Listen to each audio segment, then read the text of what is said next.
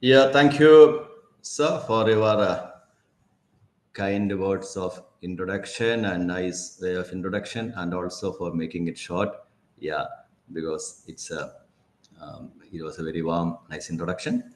And then here, no, I understand someone else has taken certain sections. Okay, so that's very clear to me. And understand I have two sessions that's regarding the skill development. And here now my approach will be, I would not be teaching you about what is NSQ of credit and NEP and all. But what you have to see, NEP, it has been introduced in 2020. And there are a lot of hesitations or dilemmas and then reluctance. Everything happened. But was it necessary or not? You decide yourself after listening to what I got to tell you here. And this I'm saying based on my personal experience in the field of education as a college teacher in one of the very top rated college in this part of the country, and also having a number of students who and being in a good college. So what happened, many of our students are in national institutes, international institutes, and we all have a good interaction with them. So we come to know what exactly is happening in different parts of the world. I'm not confined to India itself. Okay. And where do we stand? And I will be highlighting that part. Okay. Then what is our plight? Okay. And then another sad thing which we have to realize it, economic growth of this country, it is happening very nicely. It is going on. But don't we have got more acclaims, or no, we would have been in a better position or not? That you just think about it. So initially I'll be focusing there. Then what are the transformation needed and what opportunities NEP provides? Okay. And in this respect, I recognize, understand us, many are from most are from our colleges, and those from the autonomous colleges have more freedom. And okay, if you have any clarifications to us, you can put us a message, and occasionally I'll be saying that also, because sometimes what happen, in the final hour, sorry, the final quota, there may not be sufficient time. So to avoid that, whatever, whenever some issue comes to you, sorry, doubt comes to you or clarification required, you can put it here. Okay, then I will definitely answer it. And thanks to all the members and to MMTTC Amravati University and the director, Professor Muhammad Atik sir, is a very good friend of mine. And then the course coordinators of this program, they have taken all the what we call responsibility of conducting this program. And my special thanks to all of you. Thanks to the coordinators and the director. Okay, so I'll share my slide. First slide. So my stint of education and all, it was in college. Then and that's what I'm with the zoology department. And then currently I'm as the director of MMTTC for the past many years. And we are organizing programs. Now we have an offline program is going on. That's why in between I'm getting distracted. Somebody will come and ask me a question. Yeah, so I have to see that also. So doesn't matter. So thank you. So first question, first we'll have to see. We'll go to the first slide, and if the slides are for me little difficulty with the what we say, this one, namely the Zoom, that is okay, but sometimes Zoom gives problem to me. I'm more comfortable with the other one. Okay, so my slide, is it visible to you now? Is it visible? Yes, sir. Yeah, thank you. And yeah, those who, because I'll be speaking only in English, and they can, in language, you can put the CC model language translation option is there. There now you'll get the text of what I speak in other languages also. That option you have to get with the help of your administrator, or you yourself may be able to do that. Okay. So I'll go to the first slide of my presentation, which I always liked and admire the kind of statements, and also that President Franklin D. Roosevelt in 1940, he in a interaction with the Pennsylvania University process, what he told them in 1940, I want to bring to your attention. Just see that, And this is the same message we are now giving, and we have to incorporate in our education also. We cannot build a future. We cannot build a future. If somebody comes to you and asks you what course, we can do that. But we can build our youth for the future. That is a strong message from this Franklin D. Roosevelt, who was the president during the Second World War and all.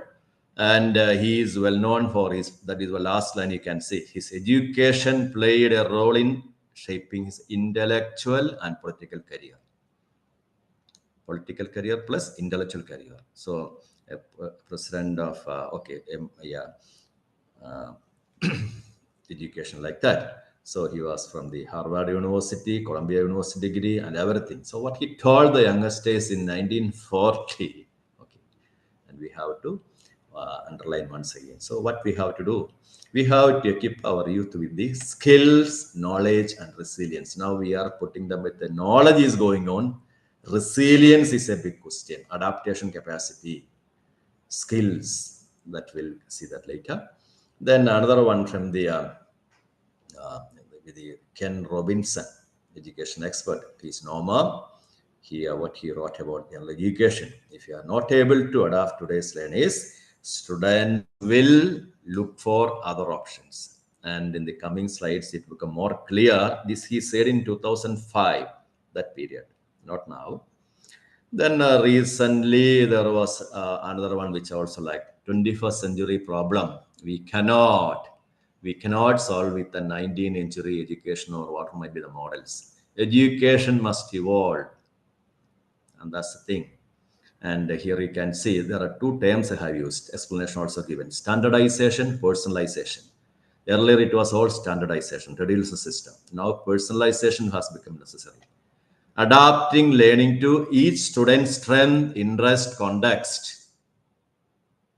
Not the traditional system where all learners all come to the class, we teach in the same way, we go. That won't help.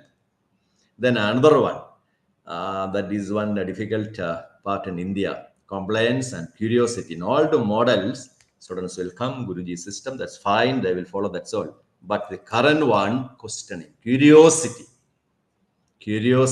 Students will ask questions. Some questions may be stupid questions, but doesn't matter.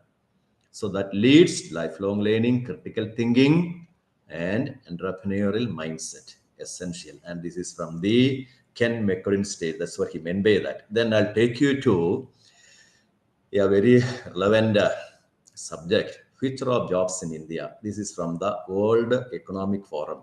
And all these, most of this data I'll be sharing with you. You can visit the sites of World Economic Forum, like websites, and there are a lot of articles, whether it is about what is a trend and which country wise. And here you see, it came in April 2005, future of jobs in India. Okay, so what they say about the future of jobs in India, you carefully read it. Okay, so World Economic Forum. In India, there is companies, two-thirds of the companies are needing talent pool. Yes, there are problems. So what happened? Companies are taking it upon themselves to cultivate the skills. That simply means companies are going to teach the skills, either by offering training. Company themselves will offer, removing degree requirements, and offering apprenticeships. So the message here, the degree with you or me in my college, I taught my students, if it is not helping them after entering into a company, or in simple terms, students are job trained, job oriented training. And we will say academics, colleges or in education, everything. Yeah, that's a holistic approach, everything fine. But for companies, it's a different thing. And they look into this. And what they have found out after 3 year or 4 year of education, the students who are coming out or from the engineering colleges, they are not ready for good for the fit enough for the jobs there. So companies are saying, then why don't we take them from +2 itself?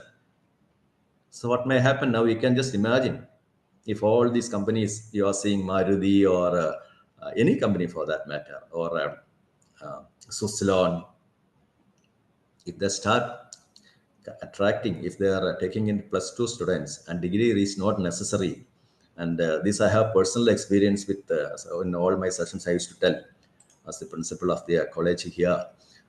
Okay, what happened? We used to get all the companies coming to us, IT companies in Calicut, and also from the Bangalore region also. They come and get our students, and they do not have any categorization. IT companies, no, they are not asking for computer science or BCA, nothing, anyone.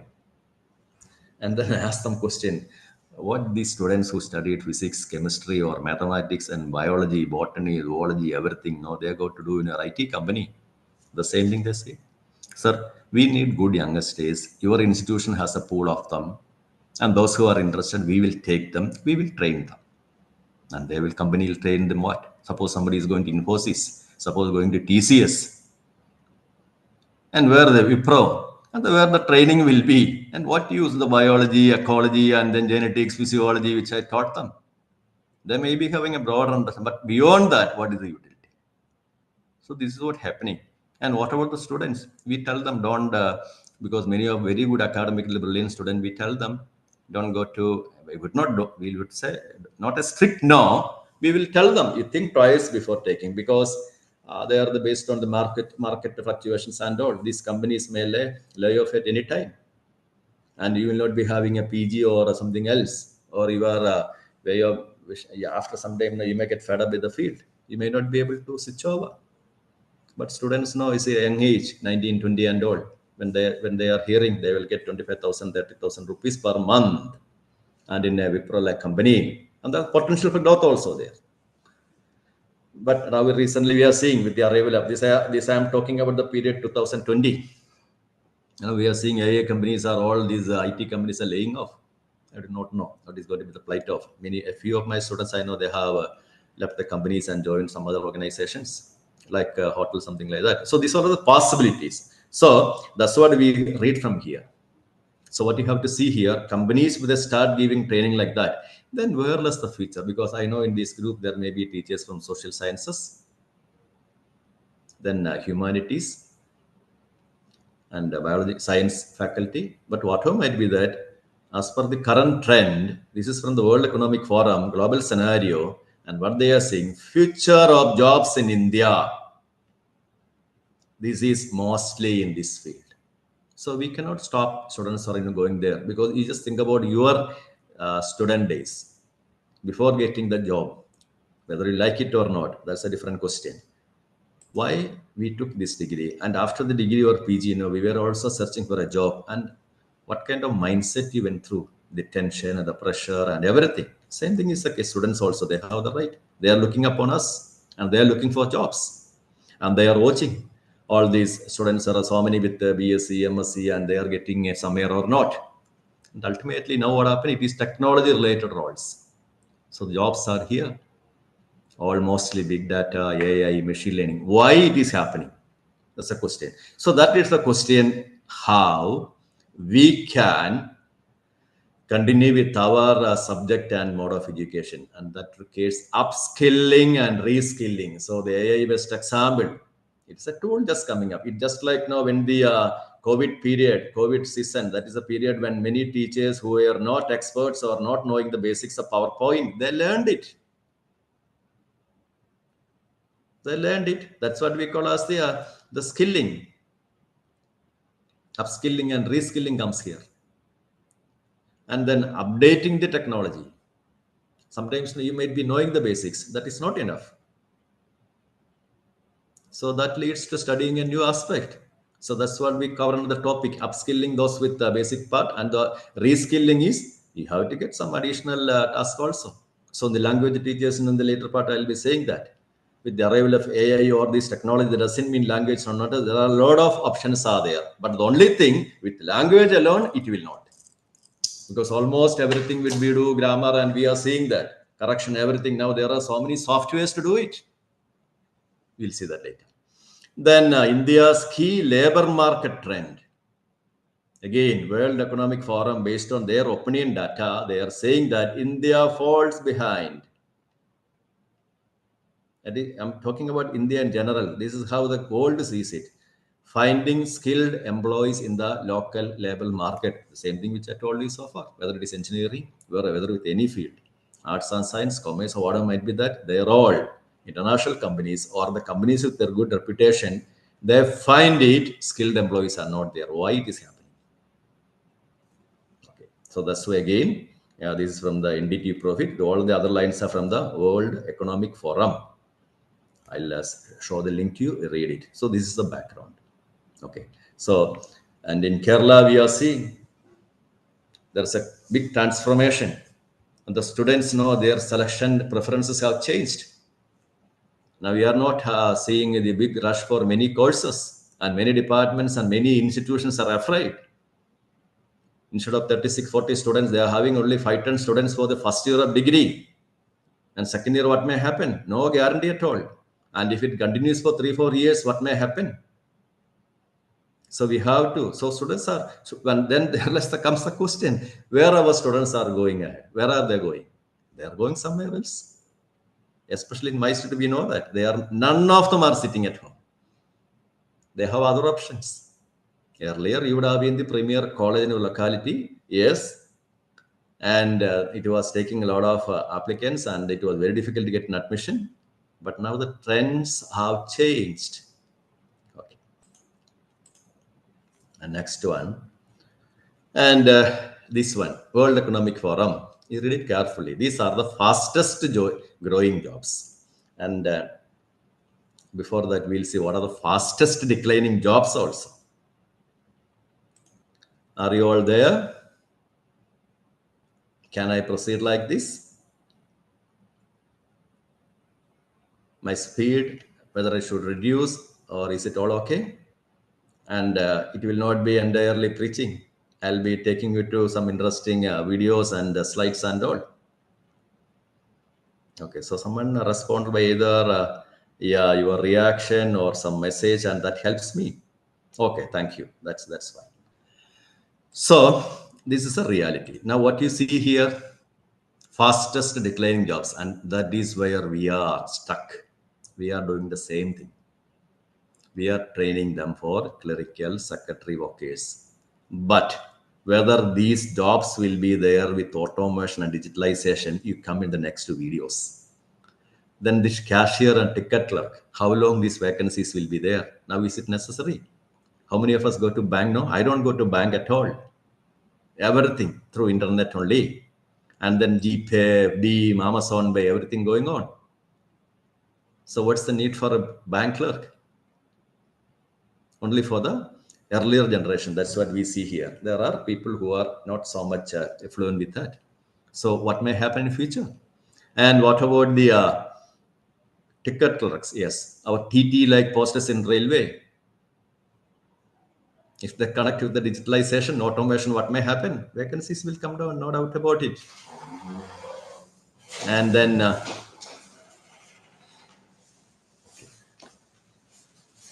yeah, one moment. Other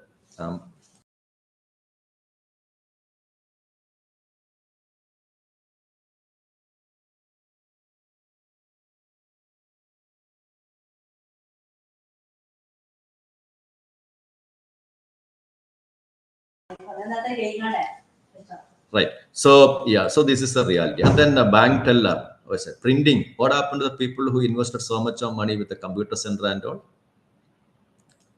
What is the plight? I know many of my friends, especially military and all, invested their money. It's all gone. And last one, accounting, auditing. And better not to speak about that because there are all these AI and based tools coming up. You just enter your data, and most of the auditing work will be done by them. So these are, and now the AI transformation or disruptive technology. This is what we call disruption. It has just started only. And to all the teachers, I would say, because we just recently conducted one course on AI. Very purposefully, we select that course, AI tools and various fields, various branches. What you can do with the AI in your area of education subject. You think like that. So you have to go for reskilling. Okay, we may not be knowing much about AI and what are the options and all. I would suggest that we also get skill, because this topic is about skill development. So skill development for students, skill development for us also, because otherwise this AI skill in the students will come ahead of us. And then many of things, they won't when we understand all these things are possible by AI, then we will stop using those sections. Instead, we will focus in another way. So for that, okay, so this is the fastest declining. What is the fastest? The other jobs, growing jobs. That's what I say. Whatever might be your subject area. I'm a biologist. There may be a few, not all, but biology is very much required. I know that. Provided they have the basic knowledge in all the other aspect also. Yeah, one of these models. Yeah, that will help in biology. I know that. So I'm telling my students to do the same thing. Okay. So big data specialists are required. AI, information processing, fintech engineers are there. Online financial services. Now our pension system and everything. NBS has come, and people are thinking about investing in a mutual fund. A lot of things are happening, and you may those who are know. I know majority are in that field. You must be knowing that. So there are a lot of options for all these companies. So fintech engineers, and then AI and machine learning specialists. Okay, then developers of software, application software, and then now we are seeing autonomous vehicles are going to be here. Autonomous vehicles, electric vehicles, and to that I should add solar panels also. Solar panel, great future. So there are a lot of companies will come up, lot of repair jobs will come up, lot of research options will come up, because this is the way things are going on. So these are the fastest growing fields. Okay, so what we have to say, this is the reality. Okay, so the top skills of the future we will see in the coming slides. Okay, then yeah, as per the NEP syllabus, no theme, there are certain topics I may skip, otherwise later. So you have to see, you have to visit Skill India mission. Simple thing. There are so many skills and reducing. Yeah, Government of India has with the Skill India mission. There are various options available, and all that you can yourself you can understand by visiting the site and select the one. Then this PMKVY, Pradhan Mantri Kaushal Vikas Yojana. Now it was almost, it was 2023, it was stopped. Okay. Short-term goals, because that part you can leave it. Then NSDC, see the website. Public-private partnership for skill training, how you can develop programs in collaboration with industry. Your institution, how it can. And there you can see. Adult tinkering lab is for the problem solving capacity of the school kids, not for us anyway. So this is a website which I'll give you the link later. You visit it, Skill India Hub. And then that visiting the site, it will take you to various sublinks, various links. I've just shown one for example here. So NSDC Vishwakarma, for example, if you enter there, people who are interested in that particular field, partners, who are the training centers are there, what are the trades coming there, what are the classroom, a lot of things are there. So for each one there will be different categories like that. Visit them, tell your student to visit that. Okay, and then this is another website, NSDC International India Global. Okay, so here what happened, public private partnership, and there you will be seeing who are the partners, who are the schemes and initiatives, and this is the one you have to check first. What are the schemes and initiatives available under this scheme? Pradhan Mantri Kaushal Kendra already mentioned. Then there is actually SECO or Kamavo, and all different sublinks are there. Then services all. So this I would request you to visit the site and see what are the options, what is possible. And in many cases, you can tell your students also, in addition to the degree, get some skill. I'm not telling them to leave our course. Okay. We have to give them direction. Then for the teachers who are interested in getting additional training and all, there is a National Education Training Forum is there. National Education Technology Forum, NETF, National Education Technology Forum, and digital tools and all. So this is also coming under NEP 2020. Teachers have to visit these websites, and these slides I will share with you. And there are no whatever might be your requirement, whether it is understanding LMS more, or AI and adaptive learning schools, or about assessment, virtual lab and all, and the various courses like that, AI machine learning education, you will get an idea. And I'm not going to read it all and all. You'll give you the, as I said, I'll share the slide and there you can go with that. Okay. And then it depends. There may be many teachers who are aware of many of this, but for others, no, they can be there like. Okay. Next one, virtual lab simulations and what are the options available in hands-on training in SOYAM lab. Okay. AR and VR for the immersive learning, other options for the digital experiments. You visit the website, it's a government website, so there are limitations, but similar other websites also may be in the international market, yeah, other with other organizations also that you can use of it. Okay, so now we'll turn over to another area. So what you see in this image is the population age pyramid. Indian population on the right side, 1.46. It is a old one, 2024, 1.46 now. China, 1.42, 41 here. Okay, so you are seeing India and China. And here you can see one is a typical pyramid.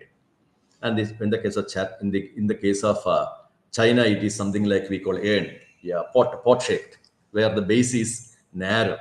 So social teachers, biology teachers, we all know teach same thing here. So when the population pyramid is here, what happened? The people are placed in different age classes. Population 1.45 billion, and here the members who are falling in the 0 to 5, 5 to 10, 10 to 15, 50 to 19, like that. Age classes. So age class 1, age class 2, 3, like that. So the top is here, no, 85 to 90 age class. How many? So among the Indian population, only 0.1% is 85 to 90, 89. And the 90 to 94, there may be a few male, but it is 0%. That doesn't matter. That is based on this. But anyway, so our point is it's a pyramid. So pyramid means base is wide. And here, no, it is pot shaped. Base is not wide. So number is less. So you can see, you just take the first one or two. 0 to 5 and 5 to 9. In India, it is 4.3, 4.1 range. Male. Female also same. So we have in India, nearly 4% are in the 0 to 5. And they are the future generation. After 30, 40 years, so after 20 years, they will be the youngest age. And you look on the left side, there 0 to 5, the population size is China 1.9%. That is compared to India, where we have 4.1% of 0 to 5 age group. Here they have only 1.9 or 2%. Okay, and more or less same with the next one also, 5 to 10. So this is why we say China is facing a problem. In the coming years, they have a lot of problems, all those things. Okay, so we say we have a younger stage and we have the demographic dividend. This is a demography, population study. So in demography, when more younger states means definitely. So it's a dividend, and that's what we heard. 65% of the population under age of 30, whereas in China, only 41% they have. So we were, our newspapers and everyone was gloating over this advantage for some time. But now the reality recently stuck in a different form. 2024 data shows the 2024 age group, 45% are without jobs. Academic qualifications, I would not say without jobs, stopgap jobs are there, but their employment numbers are falling. Academic qualification, they are all getting, but they are not what we call ready for unemployment. They cannot be employable in many industries or many fields, need not be industry. Okay. That is because the reason also, this is a summarization. Theoretical learning, theory they all study. Practical skill, no. Skills imparted, skills demanded by the job market, they are not having. Practical learning, industrial relevance, life skills, it is lacking. Okay, so what happens? And to understand that, we have to understand what is industrial revolution. It's very interesting part. And there are 4 phases of industrial revolution. So the first industrial revolution, when it happened, that came with the arrival of steam engine. James Watt, 1765, and later by 5-10 years, his discovery of steam power led to the arrival of steam engine. So what happened? Till then, people were moving like this. What we see in this image, it changed the transformation of the society. The first three lines you read. Industrial revolutions represent major shifts in technological advancement, and it transformed industry, economy, society. What is society? Before the arrival of all these machines, transportation mode, people were living like this. What is living like this means? They were living on animal power for their movement. Animal power. What is animal power problem? You can see that in this image here. Yeah. One moment.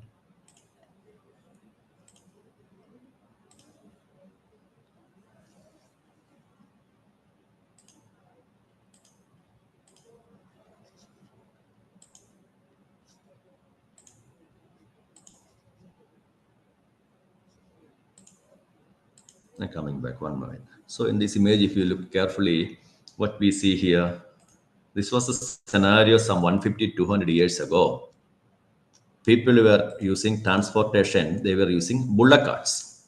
At least South India mostly. Other part of the country, it may be vary, or it may be mule or some other animal.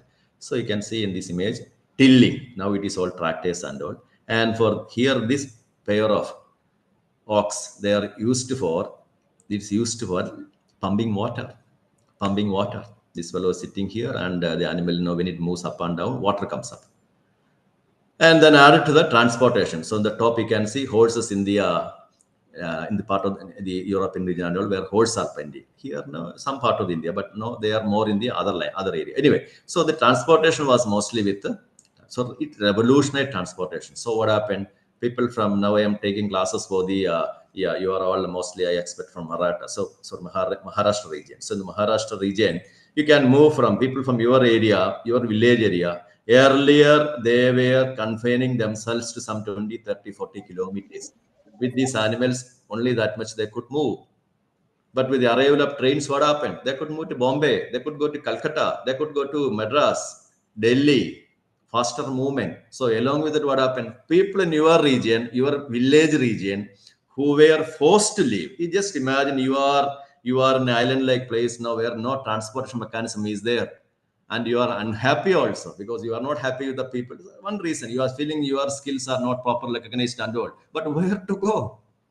No transportation ecology. Now people can go anywhere within no time. That is advanced. So this is what we call transport. Yeah, transportation was revolutionized first by the discovery of steam engine by James Watt, and that enabled. So textile mill, hand production, that's all gone. Rise of factory, urbanization. This is what we call industrial revolution. Till then, till 1750, 1800, people were all living in their villages. Number one. So what happened? Human resource. Industries need a lot of people. So now we know all the people know when agriculture failed, they all moved to the cities. Why? Because they are expecting a job there. Okay, this is number one. Number two, second one. First it was steam engine. Then came the second one, the arrival of electricity, hydroelectric and or electricity, called by electricity. So what happened? Electricity led to the arrival of more efficient factories with assembly lines.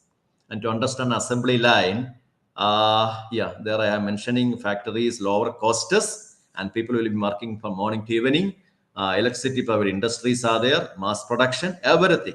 But skilled, unskilled, or semi-skilled workforce to operate machinery and assembly lines. One example, you see this image. If you are in this period of the time, 1940 or 1950s, sorry, 30, 40 and all, we would have been working in factories like this. Factories like this. Here you can see, it is from the European world. In the factory, female ladies and all, everyone is sitting with some tools, some nuts or nails, something like that. On the right side, it is a cloth factory. And here also another one. And the last corner one, the right hand side corner one, Charlie Chaplin factories in modern times, 1936. I'll take you there and you will understand what happened when we are working in a factory and what happened to us. And what is scenario. But those days, no, at least no, people were struggling otherwise in the agriculture field, and yeah, landowner, only the landowners having income and all. So people were willing to go to these factories. Okay, what was the kind of life there that we have to see?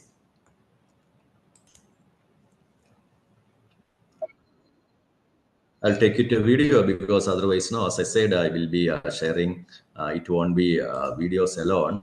There will be other others also. I'll take you there so that you won't feel too sleepy early. Okay. So this is from the, yeah. So 1936, this movie represents what was a picture or mindset of that.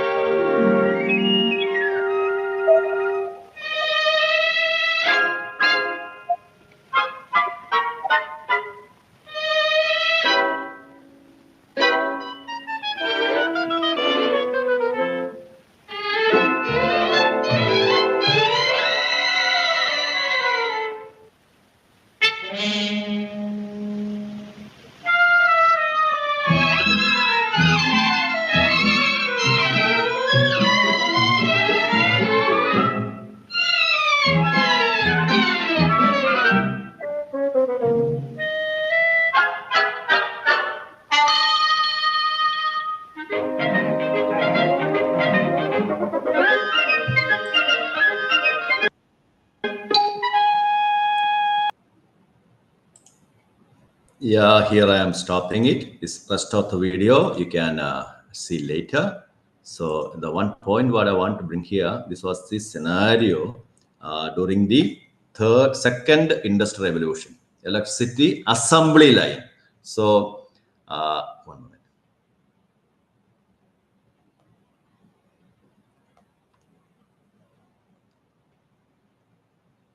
The assembly lines are there. So in assembly line, what might happen? What was required? But anyway, this is how people are not working in the field. Instead, they were working in factories. The job was monotonous. That's what happened here. And then came the third industrial revolution. We are all part of it. 1950, 2000. And we know what happened. Digital and automation. Early AI also started. AI. Okay. So computers, automation, electronics all started coming by this period. Yeah, and then car industry, factories became what we call computers started controlling production, and then workforce to learn, adapt by learning new skills to operate and manage digital technologies. We don't have to go anywhere. Just think about what happened during the COVID period. COVID period, what happened? There were many teachers who were not reluctant to use PowerPoint. They all learned the digital technology of making a PowerPoint. That's what I understand.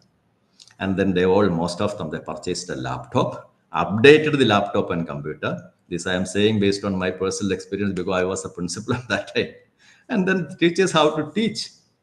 Whether you like it or not, there's only methodology. And it became a necessity. So transformation happened. So those who are expert, they could do well within no time. They created their own videos and all. Others somehow they all learned. Imagine if we are not learning it, what might have happened? your principal definitely will tell you, sir, if you cannot teach the class like that, come to the class. I'm not telling you that you have to skip the thing, the teaching field itself. Okay, so this is what happened. Am I sharing it? One moment.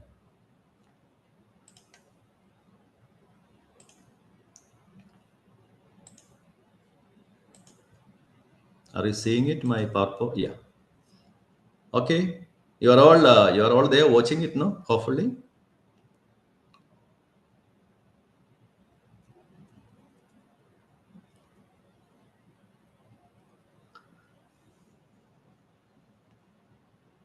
Yes, sir.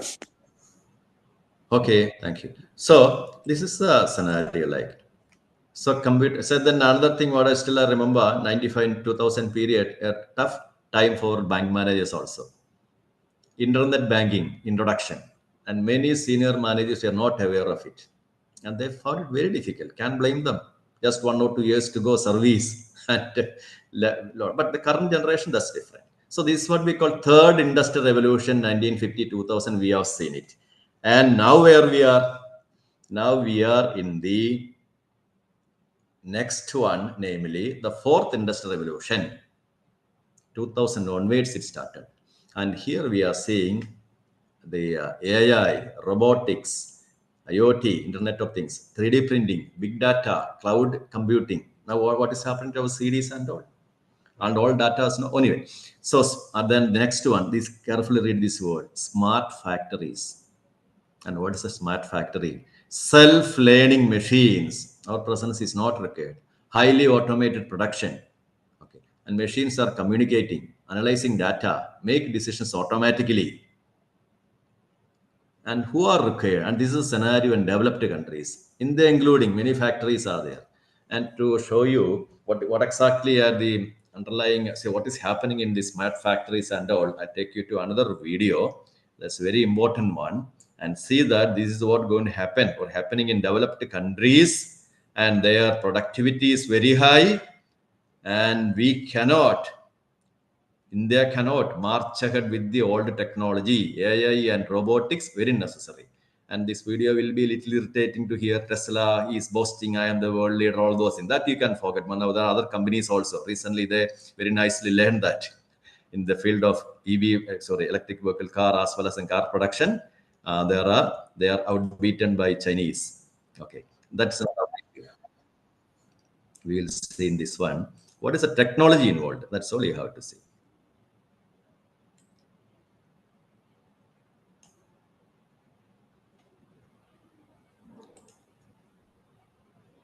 It's a very interesting video, and this will give us a clear-cut message.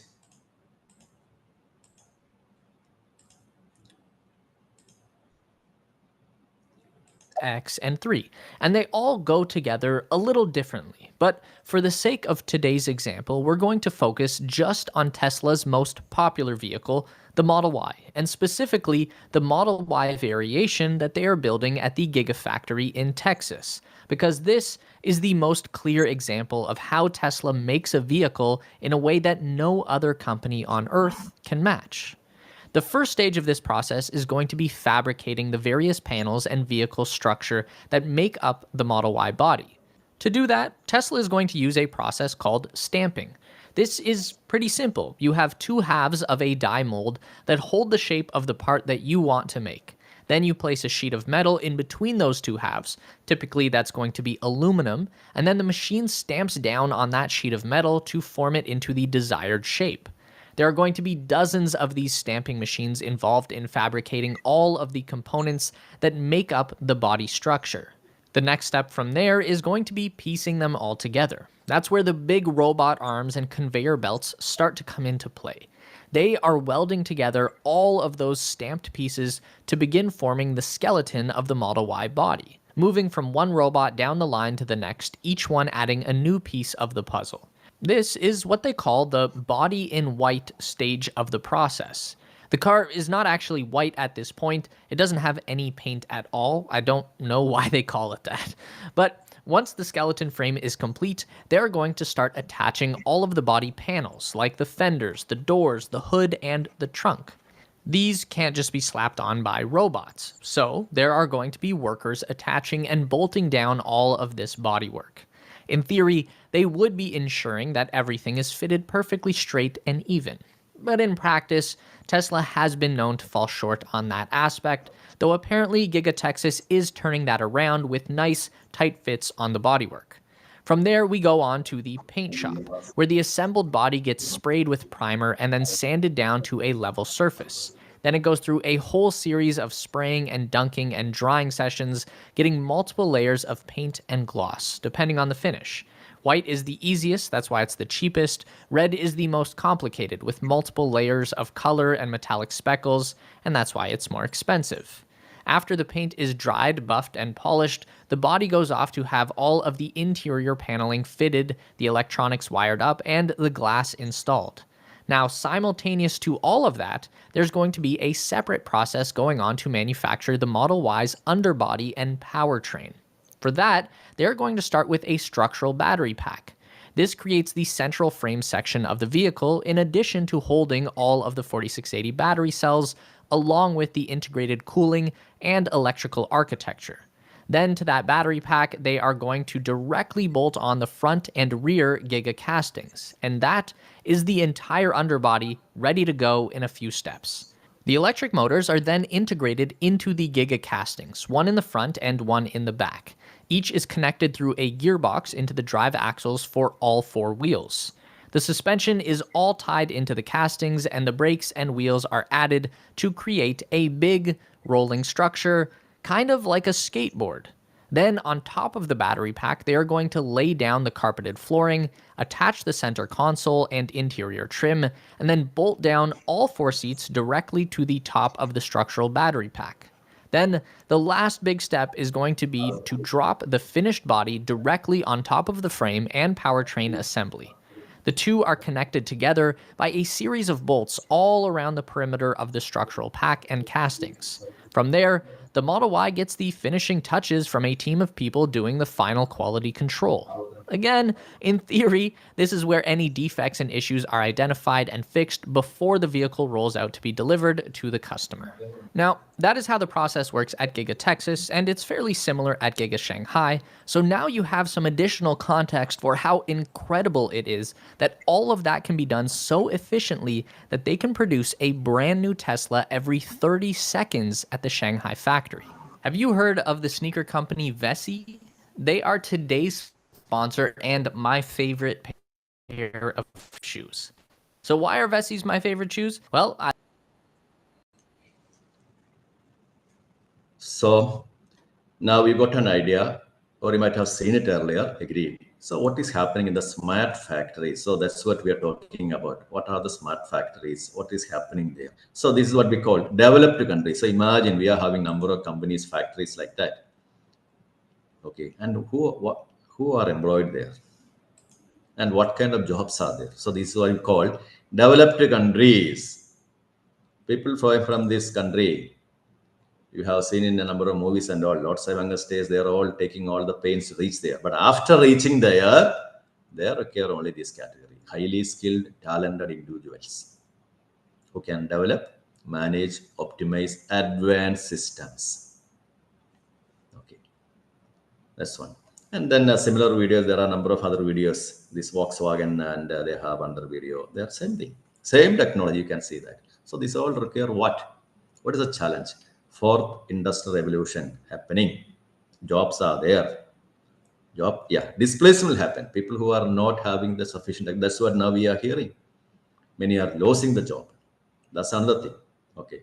But half the workforce may require reskilling. That involves ours also. Our because we all belong to the old mode of teaching, traditional mode of teaching. It's nobody's blame. Everywhere it's happening. So to meet the new demands with the new technologies, we know what they bring in something, we have to reskill.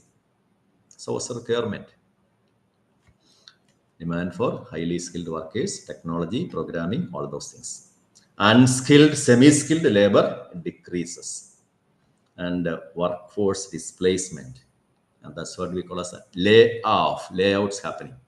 Traditional large workforce. If a company is moving towards automation, we cannot stop it. because otherwise what may happen? Company has to close because they are competing with the other competitors. Like in the Tesla, with every 1 hour, sorry, 30 minutes, 1 hour, sorry, 1 minute, they are producing one car. And if here now 1 month, just imagine. Okay, so what's the possibility? So that is the question. Where did we start? Large population, demographic dividend or not?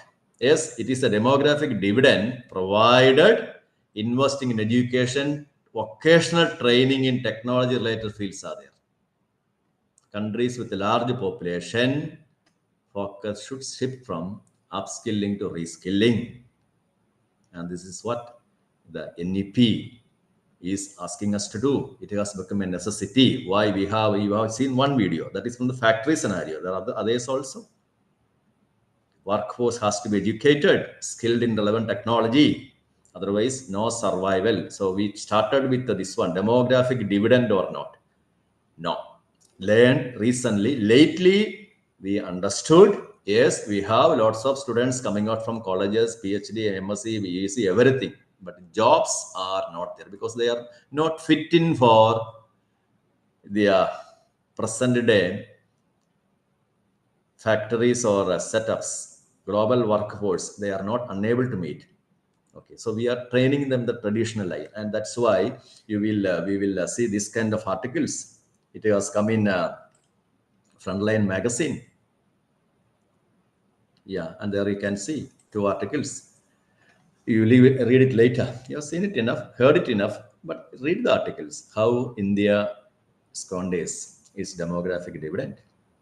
Okay, and I'll take you to the next one. You just see this picture, and what you understand by seeing this picture. This is about the GDP. But you see the GDP of US and China also. We are 5th or 4th now because recently we have been promoted to the 4th position. That's good.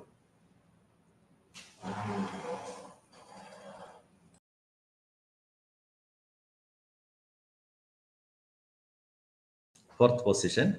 So what about the first one? First one, anyway, you leave it because 1940 and the presidents and they were developed country. Which one? The US. This is in trillion dollars, 30 trillion, 19 trillion. India 4.27. Now we have moved to the 4th position. Agreed. And they are the largest economies. Okay. But you compare the position of second one with the third or fourth of India. 19 trillion, 4 trillion. Why this gap? Remember 1985, 90. That is a period when India and we were all more or less like China was more poorer than India. And this is the per capita income. Last column, you see that the same 10 countries per capita, per head. Where do we stand? And where do they stand? Leave all the non-red. They are developed country, agreed. But Brazil. So that means income of personal income. Yeah, doesn't mean we are not rich or not developed. Everything we are doing. But why this pass? Why this gap? And the reason I have cited here, education, skill development, productive, skilled workforce. China is marching ahead. Recently, we saw India, Indo-Pakistan war also. They are competent enough to challenge the Western technology, giving Pakistan the fighter planes, the missiles. I'm not saying we have to do that, but they have reached that level. But we are buying, our money is going to other countries because we don't have the kind of, we are trying, agreed. But the fighter planes, we have to depend upon France or US, and they get the money. But what about the other country? And why this difference? Why this different? Why we are still like this? Okay, and that leads to the next one, namely a very interesting study. This is all based off a Latin American puzzle. Latin American puzzle. Here, what happened? These 2 scientists, Hanushek and Waseman, economics, social biologists must be knowing them. They saw that there was men, they and the Hanushek, Oxford Research Encyclopedia data, long-term economic growth. determined by the skills of a nation's population. Cognitive skills. That is what known as a knowledge capital of a nation. If a country is having a lot of people who are skilled, knowledge capital. Okay, and they underline it based on the data from 1960 to 2000. What happened in Latin America, South America? They saw that the international measures, calculation, or the international tests of math, science skills plus critical thinking skill, problem solving skill. This is related to GDP. If a country have high GDP and is rich, it's related to this one. And that's what called as the link between education, economic development. And we'll take it to what is actually the cognitive skill. So what I'm saying here, long-term economic growth is determined by a nation's population cognitive skill. So what's cognitive skill? This is a cognitive skill. That is the abilities to think, learn, remember. Our capacity, our skill, it varies.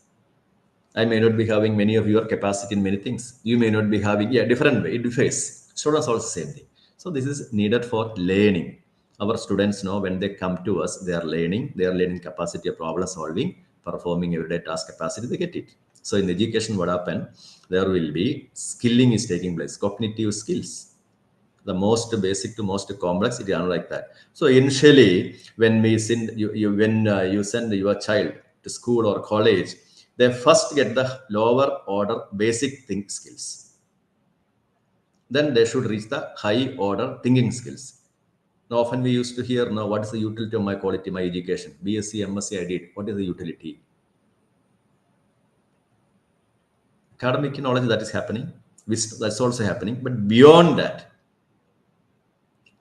what we got from the education, that question. So lower order thinking we should get, then it should lead to higher order. So what is this lower order thinking? Remembering, understanding, applying. And higher order means with the lower order thinking skills, you will be able to analyze, you will be able to evaluate, and you will be able to create something new. What is that? Something new. And that's what we are seeing in all the videos. Creativity, steam engine, somebody discovered. Okay. Then cognitive skill, no better explanation was like this. Remembering, in our we all in the schools and colleges, we do that. Yeah, students memorize a lot of things. Fact, term, a basic concept, all they will be remembering. They understand also. Then they will applying it. Best example is many formulas or many chemical formulas or lots of analysis like that. Or grammar, English grammar, Hindi grammar, everything. That's first part. Second part, higher order thinking skill. Our students, with what they got from the we also are we able to analyze an event, why this climate change is happening, and why the fossil fuels have to be replaced, why this is all leading to global warming, why in Pakistan or in Kashmir now, Himachal Pradesh, everywhere we are facing the same problem. A lot of things like that. And then evaluating. Learners make judgments. You think about our students. How many of them the capacity to go and stand up and run a debate or discussion, academic discussion, I'm saying, not the other kind of discussion, academic discussion. You give them the name of a movie or a novel and ask them to evaluate it. Or tell them to talk about now how the electric vehicle industry, it is coming up. How many of them they are evaluated? Okay, and the last one, creativity. This is the highest form of cognitive skill. And what is creativity? How many of our students has it because of the education? How many are able to write a good research paper? I'm not saying copying. Experiment design. How many of them can design an experiment? A music, maybe, or writing a novel. I'm saying some creativity. We have taught them English language, everything. After studying all this, how many are capacity? Or all based on all the commerce and economics they studied, finance they studied. A new economic model. Or maybe now we are all looking for hydrogen energy. Hydrogen, blue hydrogen. How to split carbon dioxide and water. Sorry, the H2O. hydrogen and oxygen, electrolysis. So this is what we call as a creativity. So if somebody is coming out with that, and it may be a software, just example, now the China has come with the deep seek. Someone did it. TikTok, their idea. Okay. So, and this is actually a sad thing to learn. There is an international test called PISA, not the PISA, and it is maintained by an organization called OECD. I'm not going to say anything because I will give you the link. OECD is these are 38 countries, all developed countries with good intention only, not like World Bank or anything. That's a different thing. So OECD, they want to see the world is improving the economic and the social well-being of people. Okay, they conduct the test. And the field of education, they want education system to improve. So they will be comparing the education systems of Africa, India, and all. Which one is better? How can you compare it? There is a test. Just like the IELTS test. What is IELTS test? We all know that. All our students also now, many of them, when they want to go abroad by third year or fourth year, they understand IELTS test is necessary. But there are smart students who learn it long ago. First year or second result, they start preparing. Anyway, so the IELTS test, no, yeah, we all know that with the IELTS test, what we can do, it tests us the English language proficiency. Whether we agree it or not, that is an internationally accepted one. What? IELTS test, which can test the, what are the aspects being tested in the IELTS? The international English language testing system. Okay. So this is for the non-native speakers, and they have to, when they want to migrate to or go to, not migration alone, when they want to go to study in international universities. Most of the international universities, they have set a minimum level. A student with the 6, not 6 or 1 now 6.7 only eligible to apply English knowledge.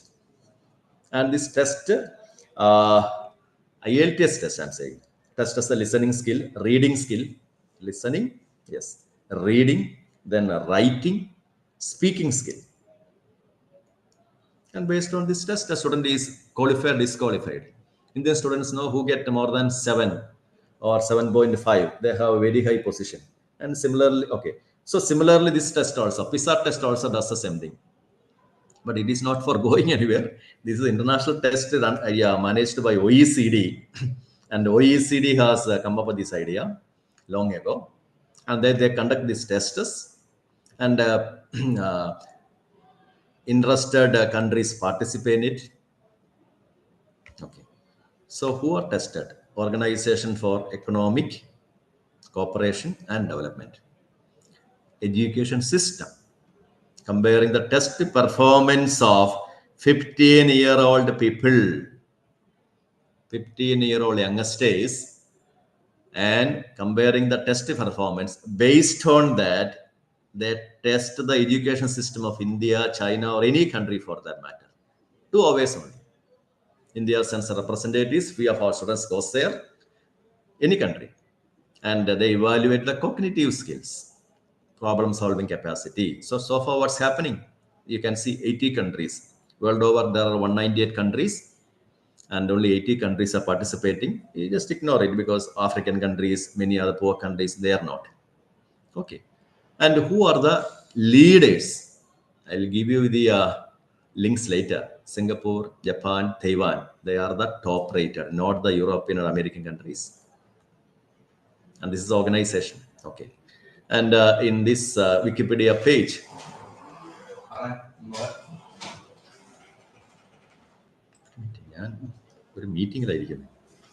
yeah, in the international companies, there you cannot. You can see that these are the top companies, and in the top companies, sorry, the top countries, the green color, the red color, Latin America in red, PISA low score, and here you will see the in India, Africa, they are not participating except 1 or 2, and the entire Asia, what you see here, small patches in green, the one which I mentioned now.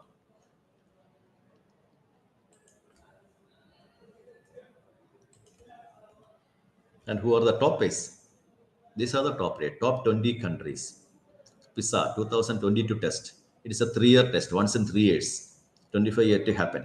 So Singapore, China, Japan, Taiwan, South Korea, Hong Kong. Yes. They are the world leaders. Mathematics, science, reading, all the critical skill in every capacity. And others, Canada, Ireland, no, they are in the lower group. Like. And there are countries in the lowest 20 are there. Lowest 20 with Cambodia, etc. at the lowest. Okay, this is the test. And in India, what happened? We participated in 2009, Government of India with great hope. We went once. We participated in the test. Then it ended up in tragedy, like what you see in this slide. What you see here, Indian participation, we were ranked just above Kyrgyzstan, 73rd rank. Total 74 participated. Then thereafter, government did not send it. And the current position, Singapore, which was number 5 in 2009, now they are the number 1. And you may ask now, what's the utility? These tests are meant to know, they indicate where exactly we stand. Education system, I already said, this is meant for testing the education system. So identifying the inequities. PISA test, identify educational inequities, regional disparities, providing a clear picture of where improvements are needed. So in the entire Asia, if you are seeing the South Korean and Hong Kong education, Singapore, they are performing well. Just think about their economic growth also, GDP, and in all other aspects. Where do they stand? So that means this is what happened in the case of Latin America also. Latin America, I was telling you, the OSEMA, and they saw that entire Latin America, South America, you can see in red. They are poor performers. But there are a lot of schools and colleges, everything. But students know the skills. Poor. Okay. So what's the utility? Yeah. The next one, number 1 is identifying the inequity. Second one is benchmarking. So you're able to understand which university or which, now we are ranking, which country is at the top. That means what works and what doesn't. Then policy making. Policymakers and educators, data-driven decision. This is based on data, how to improve the education system. And that's what we are seeing with NEP now. NEP, Government of India realized that. The bitter truth. Where do we stand 2009 survey? There are others also. And for me personally, I know that I have, anyway, I'll come to the data. So global perspective. Yeah, this is what I actually want to tell you. Encouraging countries to learn from others. Adopt the best practices of education. And for me, many of my students now who got admission to the PG programs of various top-rated international universities, and they were literally they were weeping after the first year and all. They were telling, sir, extremely difficult. Because when we stand with those students, the way they stand up and indulge in seminars and assignments and all, and the second year of PG, the supervisor just give them a problem. And there is a project work to do, research problem, and that's very seriously taken. I'm talking only about the top-rated universities. And there, no, the students used to say, we are all good in theory and theoretic learning, but practical implementation, when it comes, they know it well. But after some time, they catch up. But even then, they have that what we call confidence. No, it is being lost. And then another one is seminars and assignments. No copying, no plagiarism permitted. If you copy paste something in the seminar assignment, out for the semester. Many students, known to me, they did that plagiarism for the assignment submission, and the entire semester they lost it. It happened. Honesty and integrity you are violating. That is what the university says. Now you know what is the reason. How do they go up? So assignment, what's the advantage? It helps in critical thinking, analyzing, language, and seminar presentation. Anyway, so I will come back to the other point. So here what happened? Yeah, accountability is there. Who is responsible for the low international performance of our students? Education system. We are also part of it. We cannot blame the parliament or the politicians or the bureaucrats alone. We are also. So that's what PISA-like test brings forward. Future of education, PISA, International Education Assessment, Global Education Survey, OECD, testing the education system. This is what happened. Okay. So, yeah, PISA test I already mentioned. And then where do we stand? We mentioned. Now it is 11:50. Okay. So what's the utility? This I mentioned. There is another test also, similar one, which I'll give you later. International Mathematics and Science Study, TIMSS. They are also same story. Once in 4 years. This is meant for the 4th and 8th grades and for the +2 schools also. International score. All top performers are East Asian country. East Asia. International average is 500. India with 478, 461 like that. We are below international average in the TIMSS test also. Our company is Pakistan, Bangladesh, and yeah, that's another thing. The people who are in the other part of the world, they used to say, students know who went abroad, sir, we are all being labeled together with Bangladesh and Pakistan and all.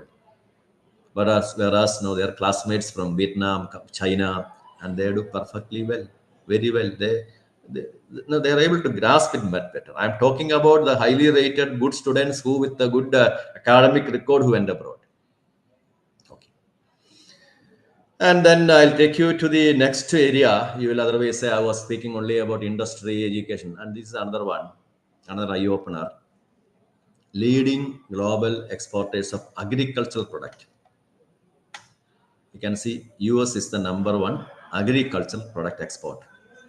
Okay. And we read in our newspaper, I don't know, after seeing this video and all, I cannot accept all. Newspapers, they have their own interests. And they are saying it's all because subsidies. Is it subsidies alone? You see that. Second one is who? Netherlands. Netherlands is said to be just 1/200 the size. 1/200 the size of America. And that country is the second largest exporter. Second largest.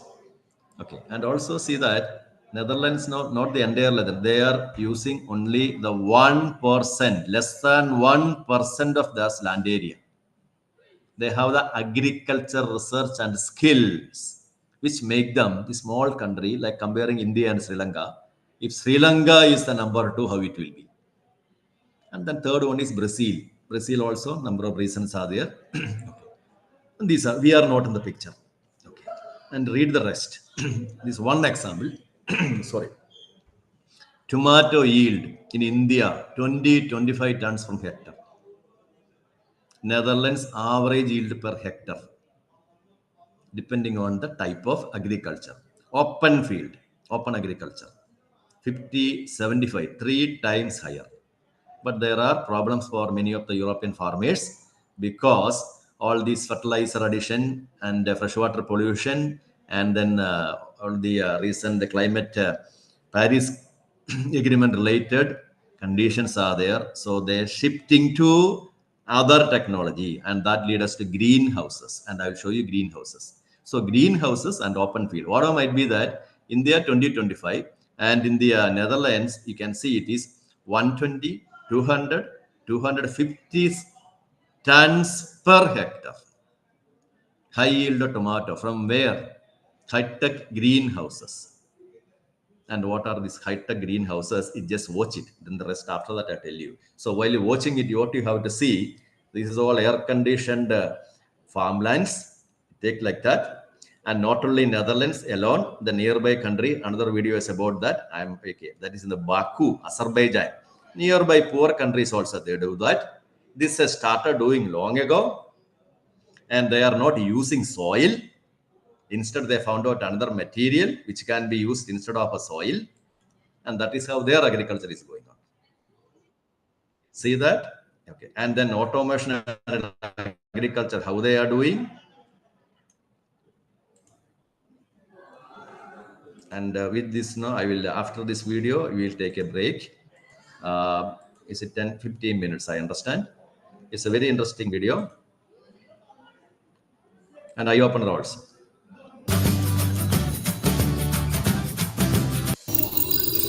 From here it starts.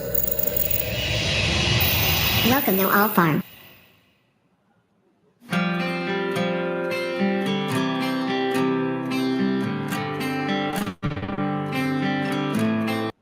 Yeah, at least a few of you will be wondering how it is related to our skill development. See, here you have to say we are the leaders in agriculture. China, India, Asian regions, and all. Now, who are the leaders? Modern agriculture, number one. Productivity, number two. Then another one, yeah, this one shows that it not only that it is possible inside. And okay, another important point which I have to tell you, youngsters are working in the agriculture field and it considers agriculture field. And the fourth point, what are the pests and pesticides? You are seeing here bell pepper. Bell pepper is actually capsicum. No pesticides used inside. And that's why you often hear when the pesticide levels of this country high. So other countries, many items are we are blocked. And this is made possible with the research development that universities, they have universities, and from there only these ideas.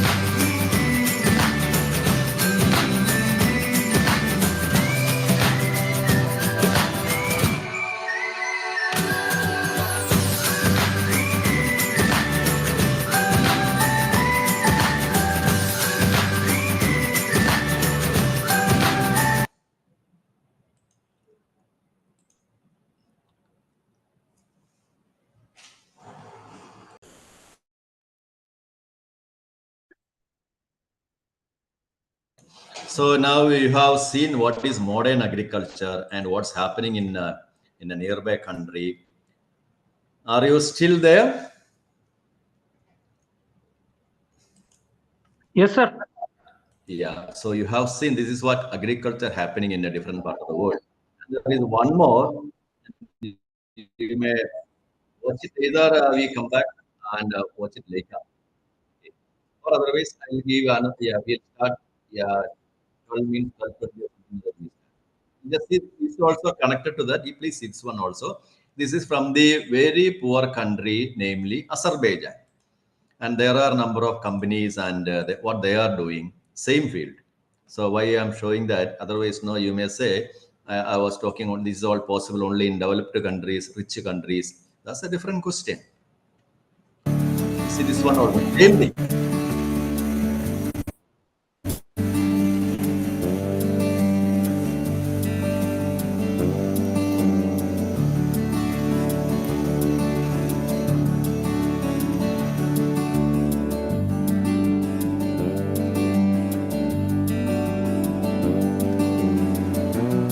So while watching it all, what we have to understand, 20, 25 tons of tomato or water might be that per hectare. With when other countries with 500 tons like this, where do we stand? And then the other point, pesticides. How much of pesticides than food items we are eating? And who these all are air conditioned farm. That is all possible. The skill, agricultural skill developed by those.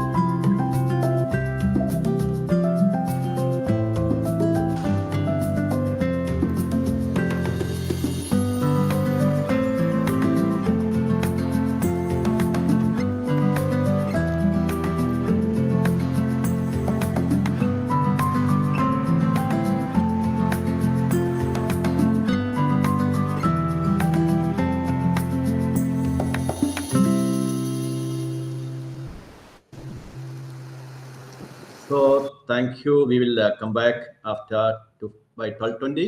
Is that okay? You need a break?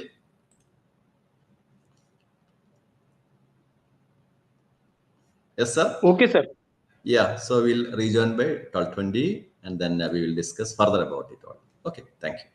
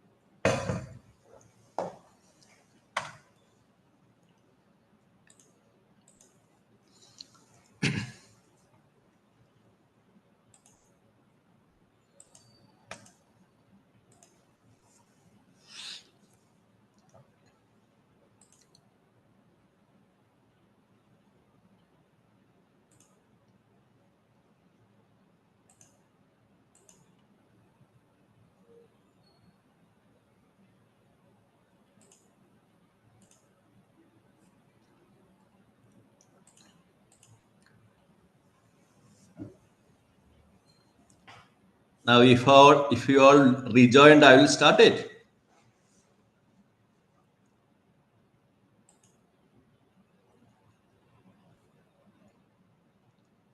Yes, sir, please. Okay, thank you. So we were seeing with agriculture, what are the technologies available and what is happening. So GDP, whatever might be that. And in just now, in the completed videos, we have seen is that of the skill they have received or they have accumulated over the period of time. This has happened during this Netherlands becoming the second largest exporter. That's what I was talking about. And here you can see they have the skill. That's what agricultural skill. And from where? This is all the research also connected. That's why in the NEP various theme, all other themes I agree important. But these two areas, skill development and research and development, it is important for all of us, all our areas. So that's what we are seeing in this picture. Okay, one moment, I got one interruption. I'm sorry.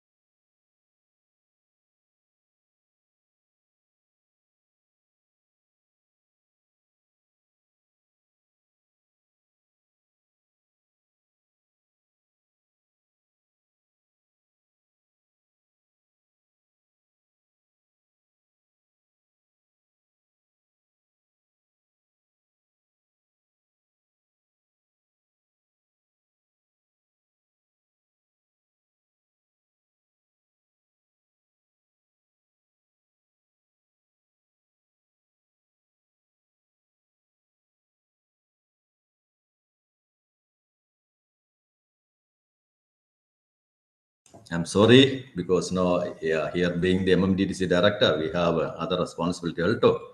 Now UGC is seeking about the SWAYAM courses being offered. I think most probably your universities also might have received, and we are all part of it. We have to go to Delhi anyway. So what I was showing and telling you here in this image, you can see 9 liter compared to 127 liter water. Precision agriculture. Okay, and I didn't drop like, okay, so we are talking Netherlands and how they reach this level, and just 0.5% of farmland they are using, and how it is possible. And this is another thing. And here comes the research part. Research part. What is the research part you are seeing here? LED light. Someone came up with this idea. See, this is from the website of lighting Philips company. Strawberries with indoor LED light. So the idea here, no, plants are not having light during daytime, nighttime. Okay, so give them light during the nighttime also. Productivity, photosynthesis, more photosynthesis, that principle. And that is what these firms are trying. This is what we call as a creative. See, who thought about it? Is it somebody, some engineer from Philips? No. Someone who may be a biology teacher or somebody thought about this idea. Why don't give these plants? First of all, instead of sunlight, LED light is possible. Number one. Number two, this idea of providing them 24 hours light and plant growth is higher up. Plant growth, whether it is possible to make it faster or not. And that's what we call this. All we have to take it as idea. Then another thing, and that image you have seen that, yeah, this is what greenhouse farming. There are 1.5 workers, and the workers you saw that they are youngest days, and there are 4,000 greenhouse companies like that, and billion it is euro. 7.2 billion vegetables, etc., plant flowers exported, 80% exported. That's what I was asking. They have high productivity. They can export it. It is not because of subsidy and all those things. That is all over. And how they are able to manage our telling in between. They are not using, you would have seen the, it is either in a hydroponic system. Plants are growing not in soil, substrate system. Instead, they are not this plant. And that was one actually when I referred this and I was surprised. Coconut fiber. Coconut fiber in Europe. This is what? There is no coconut fiber in Europe and all. They have to import from some other part of the world. They're importing from countries like Mexico. And whose idea this one? That is what? That is agriculture research, and ultimately it becomes a skill. They have the skilled, modern, skilled agriculture. Plants require some medium, and it can be for some plants, it can be in water. And another thing, in the other one, they are saying it is being used perlite, rock wool. Rock wool is actually, it is black granite stone, volcanic rock. Heat it to 1600 degrees Celsius. It became fiber-like, and that is being used. It can be recycled also. Okay. And another one, this is what I said, technology and everything. And ultimately, they are the winners like that, second largest exporter, and job opportunities per lot. Okay. So, there was actually one more video that I'll leave to you, because in the Mexican company, Mexican farmers are saying because of their idea, demand for coconut husk. You may be knowing that if you come to southern region of Kerala, in South India, Tamil Nadu, Kerala, Karnataka, we all have this now coconut and coconut husk. It is simply wasted. I would say now slight demand is there, but even otherwise, normally people use instead of coal, instead of it's for burning. And these companies they found out that it can be used instead of soil, and that's what research and ultimately skill. Okay, and this is another one. This is from India, and what do you see here? This is you are from actually compared to our region, because in Kerala we have mostly moist climate. You may be knowing that 5-6 our temperature normally 25, 28, 30 degree. Only okay. But here no, this is from the Andhra Pradesh. 42 degree, 40 degree, 45 degree, summer season, drying turmeric, Nizamabad agriculture market. And this image is from the Hindu.com. So the newspaper article I saw, and it was a positive article, but I saw it in the other way. What you are seeing here, 3 farmers are working here. And what are they doing? Drying turmeric. And this is a technology we are still going on with. You see, 3 people are working, hot sun, and their children, whoever is studying in colleges, maybe many of our students are coming from such backgrounds. I know that rural, semi-urban colleges we all have. And how many of them, after their education, will go back and do this job? Because this is a skill which we have. And whereas you are seeing in that all those videos, whether it is in Baku or in Denmark or in the Netherlands, modern technology, youngsters are very much there. And here now, see, here trying turmeric like this, now how many days it will take? With the modern technology, it could have finished within 1 day. And why it is happening in this country? 100 years, 150 years, we are still following the old methodology. So what happened? And there's a very fine article that is from this Professor Jayan from IIT Delhi, Indian industry. Very good article it is. What he says about is Indian industry, we are, because of the cheap labor, they are not ready to support other innovative ideas. Suppose someone of you come up with an idea, I will produce a turmeric drying machine. You give me 5 lakhs rupees, support funding. No, they won't, because industry will ask the question, now we have cheap labor like this, then why should we bother about it? And there lies the difference. And the question in the article which is being asked is how long they can industry for this generation. But as I asked you, how many of the youngest days they will go back? Industry will suffer. And the classic example is given, the case of Bangladesh and Vietnam outperformed India in garment industry. Can you believe it? This is from the Hindu newspaper article by this IIT professor. China, leave it. Bangladesh and Vietnam outperforming. And our industry stagnant at 3.1. We are stuck. If we don't modernize, again we will see, like as you have seen in the case of agriculture with Netherlands, a small country, they have become the second largest one. That is what you have to see that. And the same thing we'll hear about us also. Here what you see, leading global exporters of agriculture product. Who? US number one, Brazil, such a huge country, Netherlands. And 1% of their land, they can do that. China, you see, they are not. So same story. And how Netherlands is doing, we are shown there. And the same, that they have the skills. And why, where do we stand? Okay. And why I'm focusing upon agriculture, this is what we have to understand. GDP, fourth or fifth quarter might be that our GDP only 17% is from agriculture. All others from 27 industry, 54 from a service sector. So suppose your students who are passing out, they know the latest technologies in the hotel field, transport field, yes, communication capacity, they will get a job. And we have trained them like that. Is happening, good, maybe good. And industry, manufacturing, agreed, electricity, gas, everything, mining, goring, GDP. But agriculture, only 17% of the GDP. But you read the red one, what does it say? Agriculture, largest source of livelihoods in India, employing 55% of country's total workforce. People like them,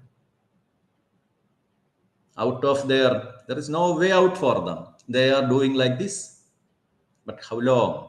What is happening? Okay. So that's why what we can do, modernization. And when government comes out with innovative ideas, you know what happens in our country. We have our own democratic system where opposition, everything will happen. Farmers will be misled. Education and training, awareness, all those videos and all, which we are seeing now, farmers know how many of them think about it all. Limited awareness and education about modern farming. We will say we are traditionally following like this. Traditionally following means what may happen, you saw that. Okay. Then extension. Then value addition is another one. Best example is the case of our coffee. In South India, we have a lot of coffee and cocoa also. But all chocolates are from which country? All from European forms. Value addition. South America, same problem. Manufacturing services. Okay. And in Kerala, I used to say we have a lot of pineapple. Now we have another item called rambutan, which, I was just a few moments ago, I was rushing, tasting it, rambutan. I will just show you to here. This is what happened. Yeah, it's so common here. And the farmers now, they are suffering due to overproduction. I'll show you the camera. No market, because we don't have the value. This can be, because this is actually a shelf life is low. It can be taken to other part of the country. Yesterday I was having a process from a northern part of the country. They were telling it cost us 500, 700 rupees. Here even for 150, no.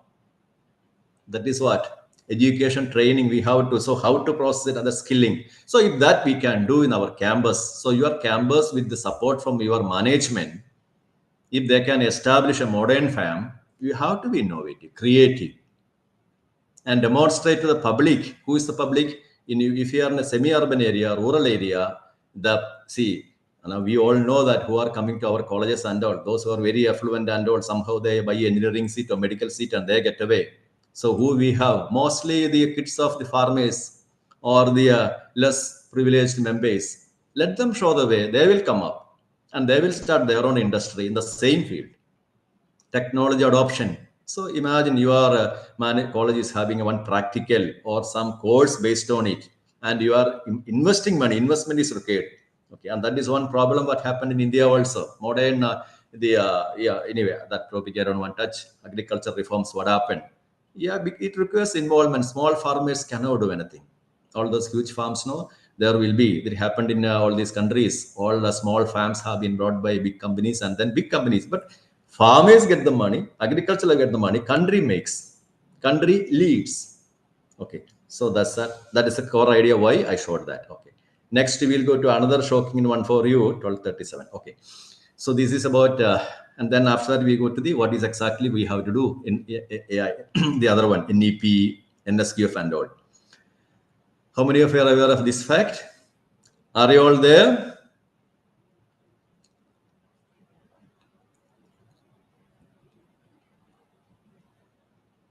Hello.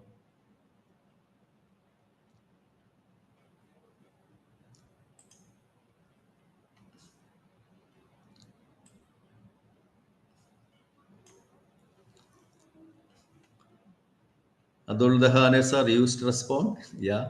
Amit Kumar and it. You are all there or you are listening?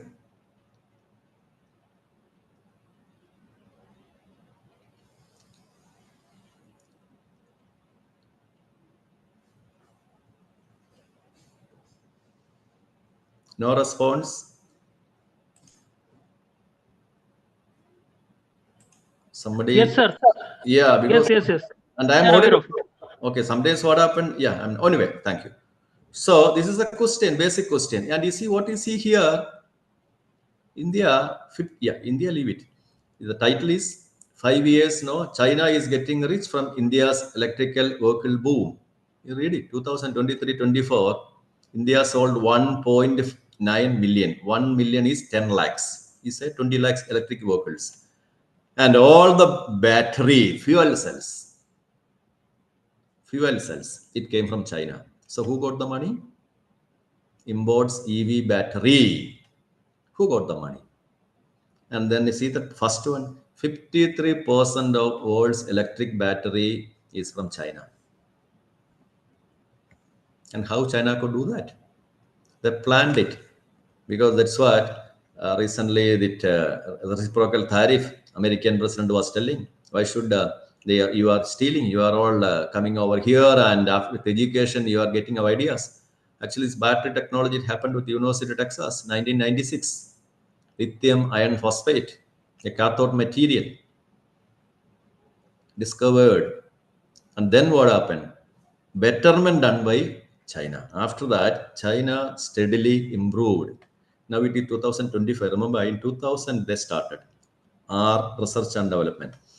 And they started producing. They knew that there will be this huge demand for EV battery will come. Nickel, cadmium alone cannot support. Lithium is cheaper, so they focused. Encouraged R&D, number one. Number two, another 10 years, you are hearing BYD, build your dream, that car. Actually, that is a battery manufacturing company, electric vehicle battery manufacturing. And there is one more, CATL. And they are the current EV battery supplier. So BYD, what happened? They shifted to car. That's why we are seeing BYD cars. They have their own battery. And by 10 years, they increased, collaborate with universities, technology expertise. Another 5 years, and you may be remembering 2014, 15, 16 period is the time when all these smartphones, and we used to hear a lot of articles about these Xiaomi and all OnePlus phones. They have facing problems. Battery charge is not persisting, lifespan bursting, battery safety also. Now we are not hearing much about it. Why? Because there also they found the solution, updated the technology, safety, batteries become safety. So now we don't have any complaint against any of these Chinese firms, nothing at all. Okay. And then another 2 years, they showed to the world because that was a biggest mistake actually Europe and all did till 2 years ago. All the European companies were dominating, Volkswagen, BMW, all dominating the Chinese market in car. Now they are out. 80% taken by Tesla. So not Tesla, sorry, the BYD. And it is actually a financial loss for the European countries also. It is something like you think about. We have our own company, our own car battery and all. If others cannot come in, market is gone. And then 2020, then another problem. Battery recycling. When electric vehicle came, we were all confused whether to buy a electric vehicle car or not. How long this battery will persist. And that problem also they solved 2020. Battery recycling technology. It is considered a skill. Now we are hearing in any Chinese companies, they are buyback offer is there. Buyback. And people are buying it. If they are allowed to set in here, gone. All our country, we are not producing our own battery. What may happen? Then 2024, the one which I shared, market, Tesla, BMW, all. And now next one, solid. So what we see here, this is a step-by-step growth of research and skill in having all these. Okay. And we have to be, to a certain extent, ashamed. Why? 8.2 billion world population. Out of that, China's contribution is world population, I am saying. 17% from China, 17% from India. Other countries, you leave it. Entire Europe, they are having not this many number, 1 billion they have not. Entire Africa, 1.5 billion. Entire Africa. Okay. And we are the 17%. But now who dominates China? What does that mean? You just think about if you are adopting, what does it mean? You see that this is from the Amazon web page. A search for the mobile phone. Which companies are here? All from which part of the world? Realme, OnePlus, Redmi. Chinese dominance, electronics, electric vehicle, everything. And what do we do? That is what? 17% of the world population, 1.4 billion. What is the message for us here? We are unable to do anything here because their industries are so efficient, productive, competitive. If you have any doubt, you just look around. All the items in front of you, including me, my camera, my laptop, it is Lenovo, my keyboard, and my pen drives, everything. It is being produced in that country. And quality-wise also, then the earplug also, whatever might be using. That's what now we, okay. And then this recent article, last week, Tasit Tharoor, he is reporting that. Yeah, it was a very good article in the Decoding China, Lessons for a Vulnerable India. How we became vulnerable? This article is about, you might have heard that 300 Chinese engineers. Recently, because of the reciprocal tariff and all, Apple was coming over here. But from Indian factories, Apple factory, 300 Chinese engineers were. They are the experts. In Tamil Nadu and Karnataka, they were taken back by the Chinese company. Sorry, China. The reason they want to see that this is not happening in India is in their pollution. Their policy. Chinese policy of seeing that they dominate the field. Business, no, and everything is there. Somewhere I remember reading business means war. So there is nothing there. Business is war only. Okay, so this is Chinese policy. Just last week in the Hindu, how many of us are? We are all sleeping. And another one, all these programs, from where we get it? DeepSeek, TikTok, which already I mentioned, all from which? China. This is a BBC article. And now the solar project also, 12 billion desert to solar project. And they don't care. They do not have to depend upon the petrol, diesel and all. Why we are? And what's the reason? And there, that is a key point. See, this is the next door neighbor. If it is going up like this, and where we will end up, and how they could reach such a level. Read it as vocational education, dual track education system, same like ours. Traditional university degree, vocational education track, skill-based career. But students are looking for skill-based careers in industry. And this is what many of the international companies faced. They established, but they were not having skilled Indian students, not students, youngsters, because our education system. That is what now everybody realized. It requires a lot of changes. Theory learning, mugging up, getting 99% mark, 98% mark, including my state also. That will not help. In China, after 9th standard, vocational school, students are entering into vocational school. 50%. So that does not mean from here now everyone should go to the vocational school. What we are saying in our colleges, along with our UG and PG and all, Our education also has to see that this vocation, whether it is in agriculture, yeah, we've already seen robotics, auto might be that. Then industry collaboration, apprenticeship. Industry doesn't mean a car and a computer alone. Agriculture industry also. That's why I've taken you to the agro industry. One or two, yeah, farmers with, we often hear in papers, newspapers and all. That is a political trick. We are with the farmers, small farmers, they will suffer. Small farmers, even otherwise, also will suffer. And someone has to lead them ashore. So, way out. And for that, skilled labor and technological advancement necessary. Is this happening in this country? That's why I showed you. If the other country, 30, 40 years, they were doing it like this. And what is the reason we are not shifting? There are a number of other reasons I don't want to discuss here. Okay. So, yeah, this is a reality. So, next generation, if it goes, that's my question. China is going up like this, and where we'll end up? Vietnam and Cambodia, sorry, now Bangladesh, they are also coming up. So some changes. So second reason is industry collaboration, apprenticeships. With the NEP, many teachers were asking, here also, where to send for apprenticeship? Our students, degree students, where you will, which kind of, what kind of, and for that, no, we need related courses. Suppose you are operating a course in any of the one which I showed you here, or robotics, AI, and there is one or two factories here, companies here, and you have seen that Netherlands, they were using robotics for the harvesting tomato or capsicum. Robot is there, sensor is there, it goes and detect. Or a solar panel making industry near to your institution. Yes, definitely. That's what colleges operate in, closely with the industries.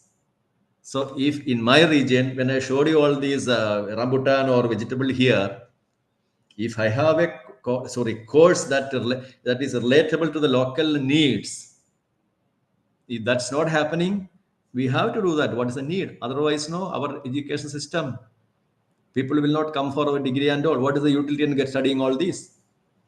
That is the question they will ask. Okay, anyway, so companies co-design courses to match real world industry needs. And this is what happening. If they have in a region, okay. Then next one, dual education, apprenticeship model. What is that? This China inspired by Germany's dual system. Now even Germans have gone down now. Anyway, that Germany's dual system. 50% of time in factories. You teach something and the practicals are being done in the factory. So what happened?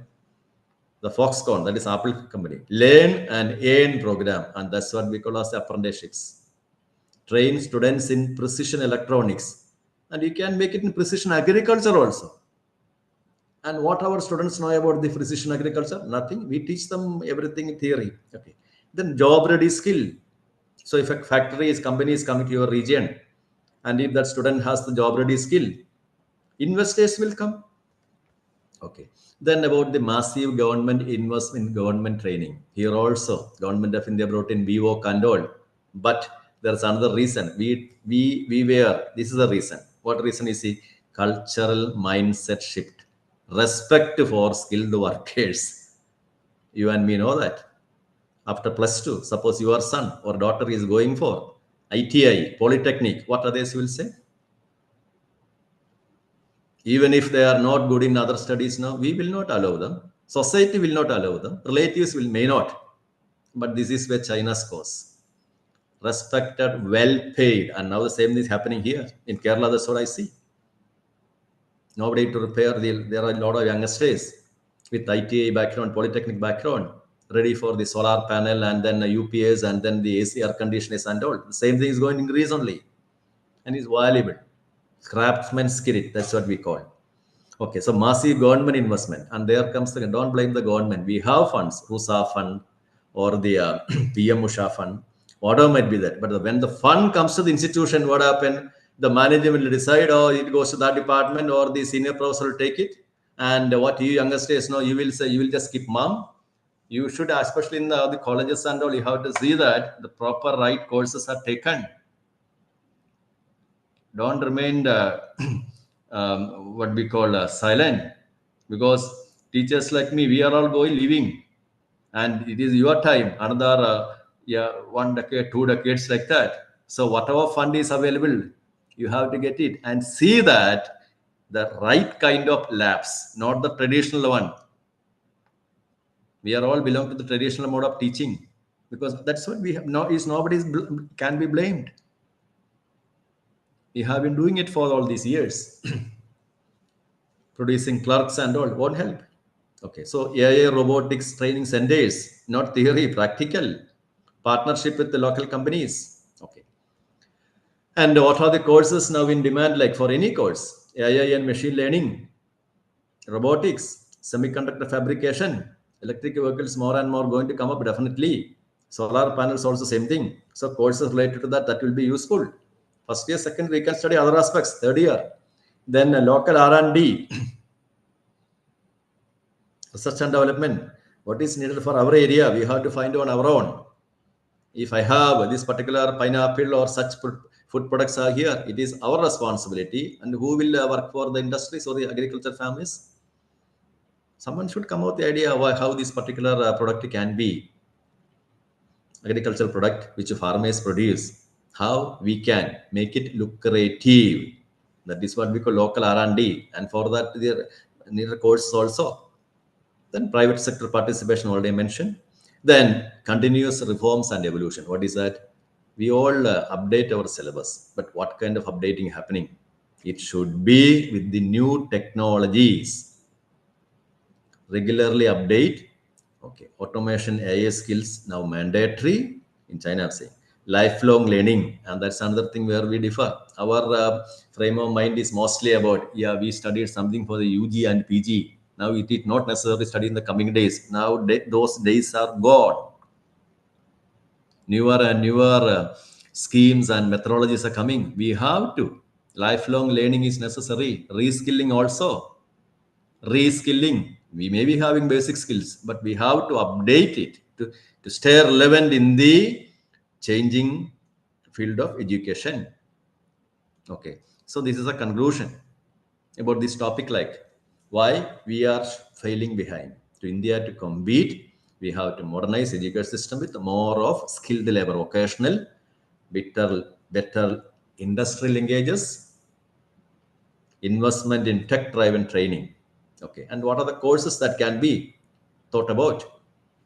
Key technologies of industry, industrial automation and robotics. You will say it is possible only in engineering. No, maybe in other places, students learn how to operate, program, maintain industrial robots. If you are seeing those factories, robots are there. Someone will be combining. Some companies will be making robots. Sensors are there.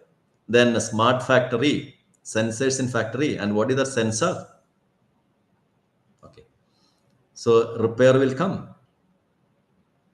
Courses on machine connectivity, predictive maintenance. When a sensor is failing, someone should vocational training. Then AI, students are learning. AI learnings in manufacturing, all aspects. Then big data, courses on data analysis. Now it's all happening, but that is good. Then digital twins, cyber physical system, digital version. The earlier concept of creating a prototype and all, easy best example, building a car, a small model of the car creating. Now that's all gone. Now instead students are creating digital models and test them in simulations. Is it happening in our institutions? I'm talking about car, others also. Then printing. These are the courses of the key technologies of fourth industrial revolution. Cloud computing to store. We take so many images. Now we have the same problem. We are going to different places, lots of images, lots of data, and we forget about image alone. Lots of data. Where to store it? How many CDs are required? Suppose you are recording these classes like this. And when huge data we cannot store it in the CD and that costly. Now we have the cloud computing, edge computing. So, and for that, there are firms are there, and anyone can, and demand is increasing. Okay, then AR and VR. Students use headset for hands-on training in maintenance of aircraft repair. Boeing. You don't have to have a aircraft factory here. Okay. So this already have seen fastest growing jobs and what we are doing, and this is where we are stuck. Our mindset also. Okay. Then what are the emerging fields? Countries world over, they are all doing research, solar energy research and implementation. China world leader.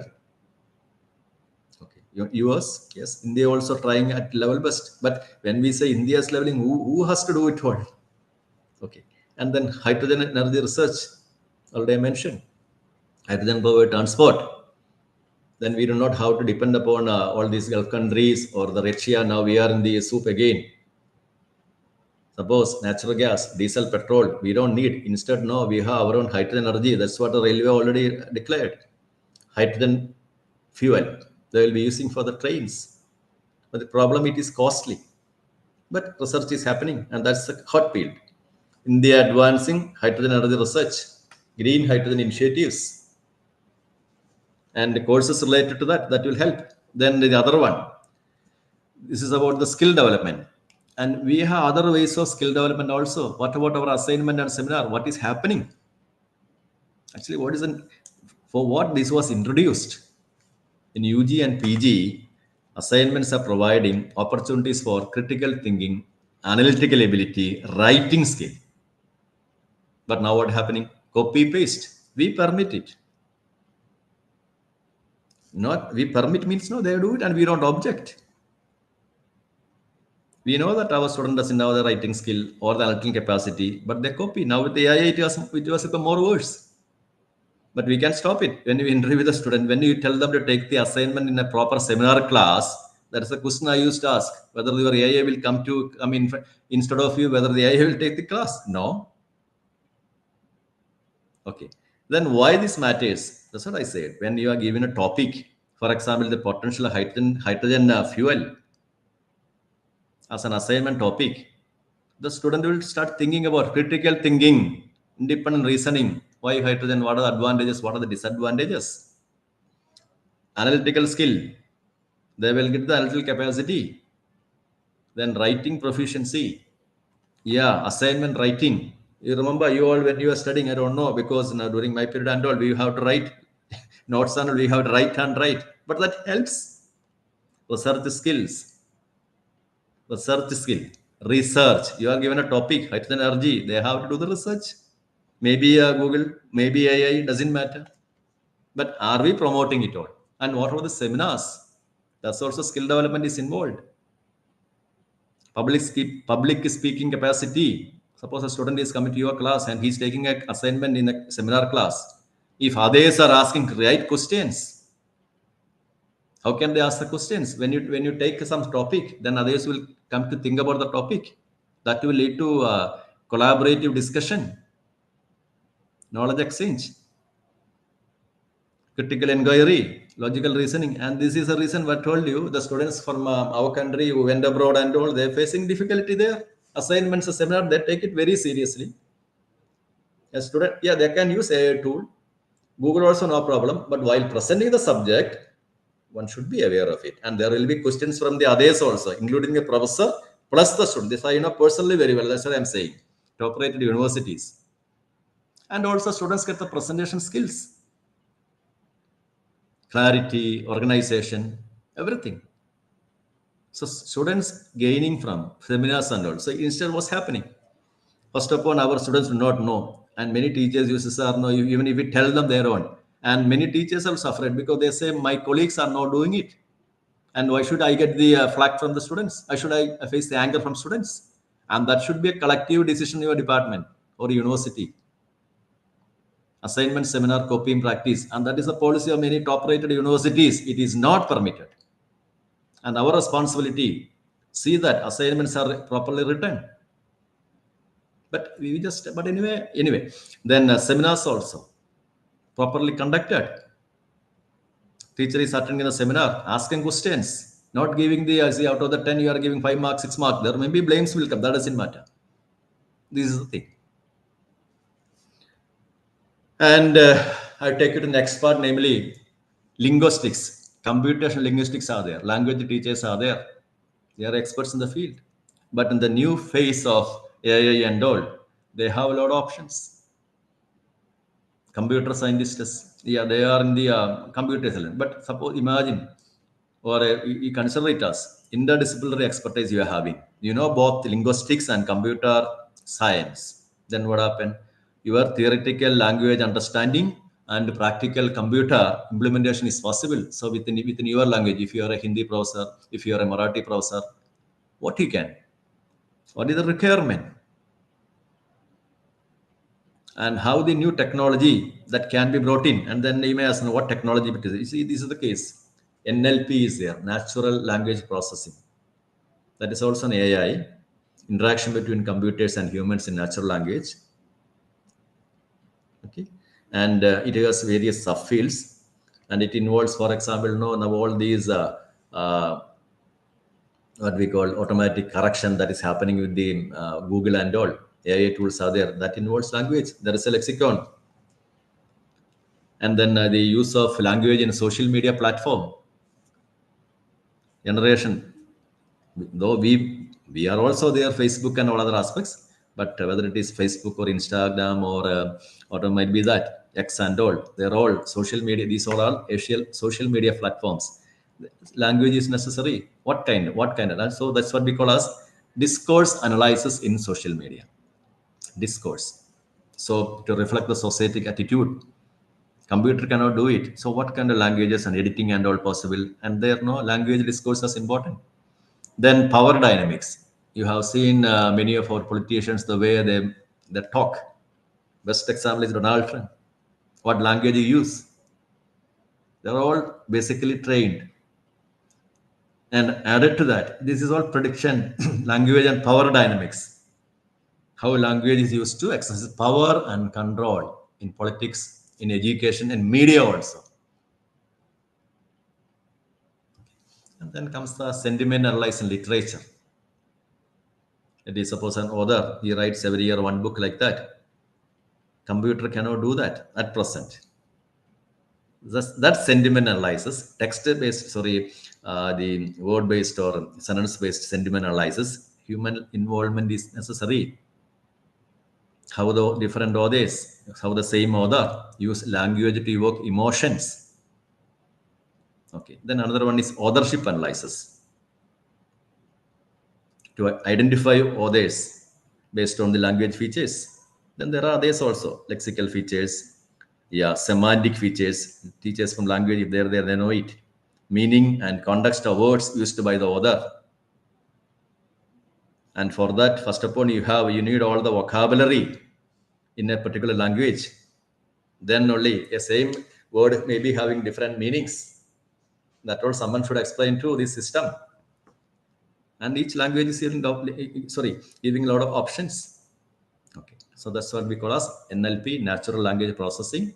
The subfields are there like text analysis, then language modeling, predict the probability of a sequence of words. That's what happening when we use the AI translation and all. Google only has seen that prediction is happening. So in other languages also it is necessary. There are various softwares that can come up. Sentiment analysis, emotional tone or sentiment behind a text. System will not. You might have seen that because now when we give questions to this Copilot or the Meta or to the which one? Yeah, ChatGPT. When you get angry, they will say, "I am a machine, and I cannot think like you." That is the message. Okay, and we use virtual assistant, Siri, Alexa. Same issue. They are all. Okay, we do not have to depend upon all these brands alone. There are others we also can make on our own, make it cheaper. Then Google Translation also, same problem happens. Somebody has to put all into the system, and then only AI or the system translates. Same word will be having different meanings in different contexts. Okay, social media already I mentioned. So thank you. That's all. And that is broadly about how it all goes. And then we come to this level, which is from the NEP directly. What is this National Skills Qualification Framework, which I understand as already someone has taken you. If that is the case, I do not have to repeat. Can you tell somebody? Somebody you have to answer. Otherwise, no, I'll tell you what is this NSQ of level and all. So in simple terms, NSQ of level 1, level 2, Earlier it was level 10. Now it has been cut short to level 8 with 3.5, 4.5 all coming. What is this level 1? So simple thing. Level 8 means a person at level 8 means, suppose somebody you are going to some other country or some other company and telling them, I am at as per the NSQ of level 8. That means you are a person completed BSc, MSc, PhD you have completed. And you can be, that is the highest level, you can be appointed as the scientist or researcher of that field, highest level. Level 6.5 means that one in our setup, we don't get level 7. Our BSc, MSc or the MA, PG, 2-year PG or 3-year UG and plus 2-year PG, you are at the level 6.5. So you are eligible to be, you have the knowledge, skills and aptitude to become a teacher or a scientist, like that. So this is what I put in the form of a NSQ of levels 1 and level description. So suppose somebody is saying I am at level 1. Level 1 means his level of class is 5th class. He has studied up to that level only, he has education. And with that education, he has the knowledge, skill and aptitude to be a helper or a basic operator. And you will smile because you know what is happening in our country. Here, no, even our engineers and PhD, they are all helpers because some job. That is a different aspect. Okay. So when suppose somebody is saying I am at level 2. Level 2 means he has completed 8th standard of education. Okay. And he is good in, he can be an assistant in housekeeping, factory assistant. Beyond that, he is employable. He doesn't have the skill, competency. That is what we call as what is this topic called? National Skill Qualification Framework, NSQ of level 1, level 2. And level, then we'll go to our colleges. Yeah. Before that, 11th one, 12th class. That means you are level 0.35 or level 4. 3.5 and 4 plus 2. And you are getting 120 credits are there. If you are in 11th class, 3.5. If you are in 12th class, you have level 4. You have reached level 4. So you have the competency, skill to work as a supervisor. And the one which, this is a joke. Level 2.5 and 3. Here you can see, in various Western society and all, there the tailor, he should have basic education at this level. To be a level 2 to be a tailor or a plumber, one should have 9th or 10th standard education, then only complete. See, you can do whatever at home, that's a different thing. But to be employed and to work as a plumber or tailor and all, you have to reach level 2.5 or 3. That means 9th and 10th standard education. Along with that, he is having the skills. And then coming to our UG. UG 3-year means 5.5. UG 4-year means 6.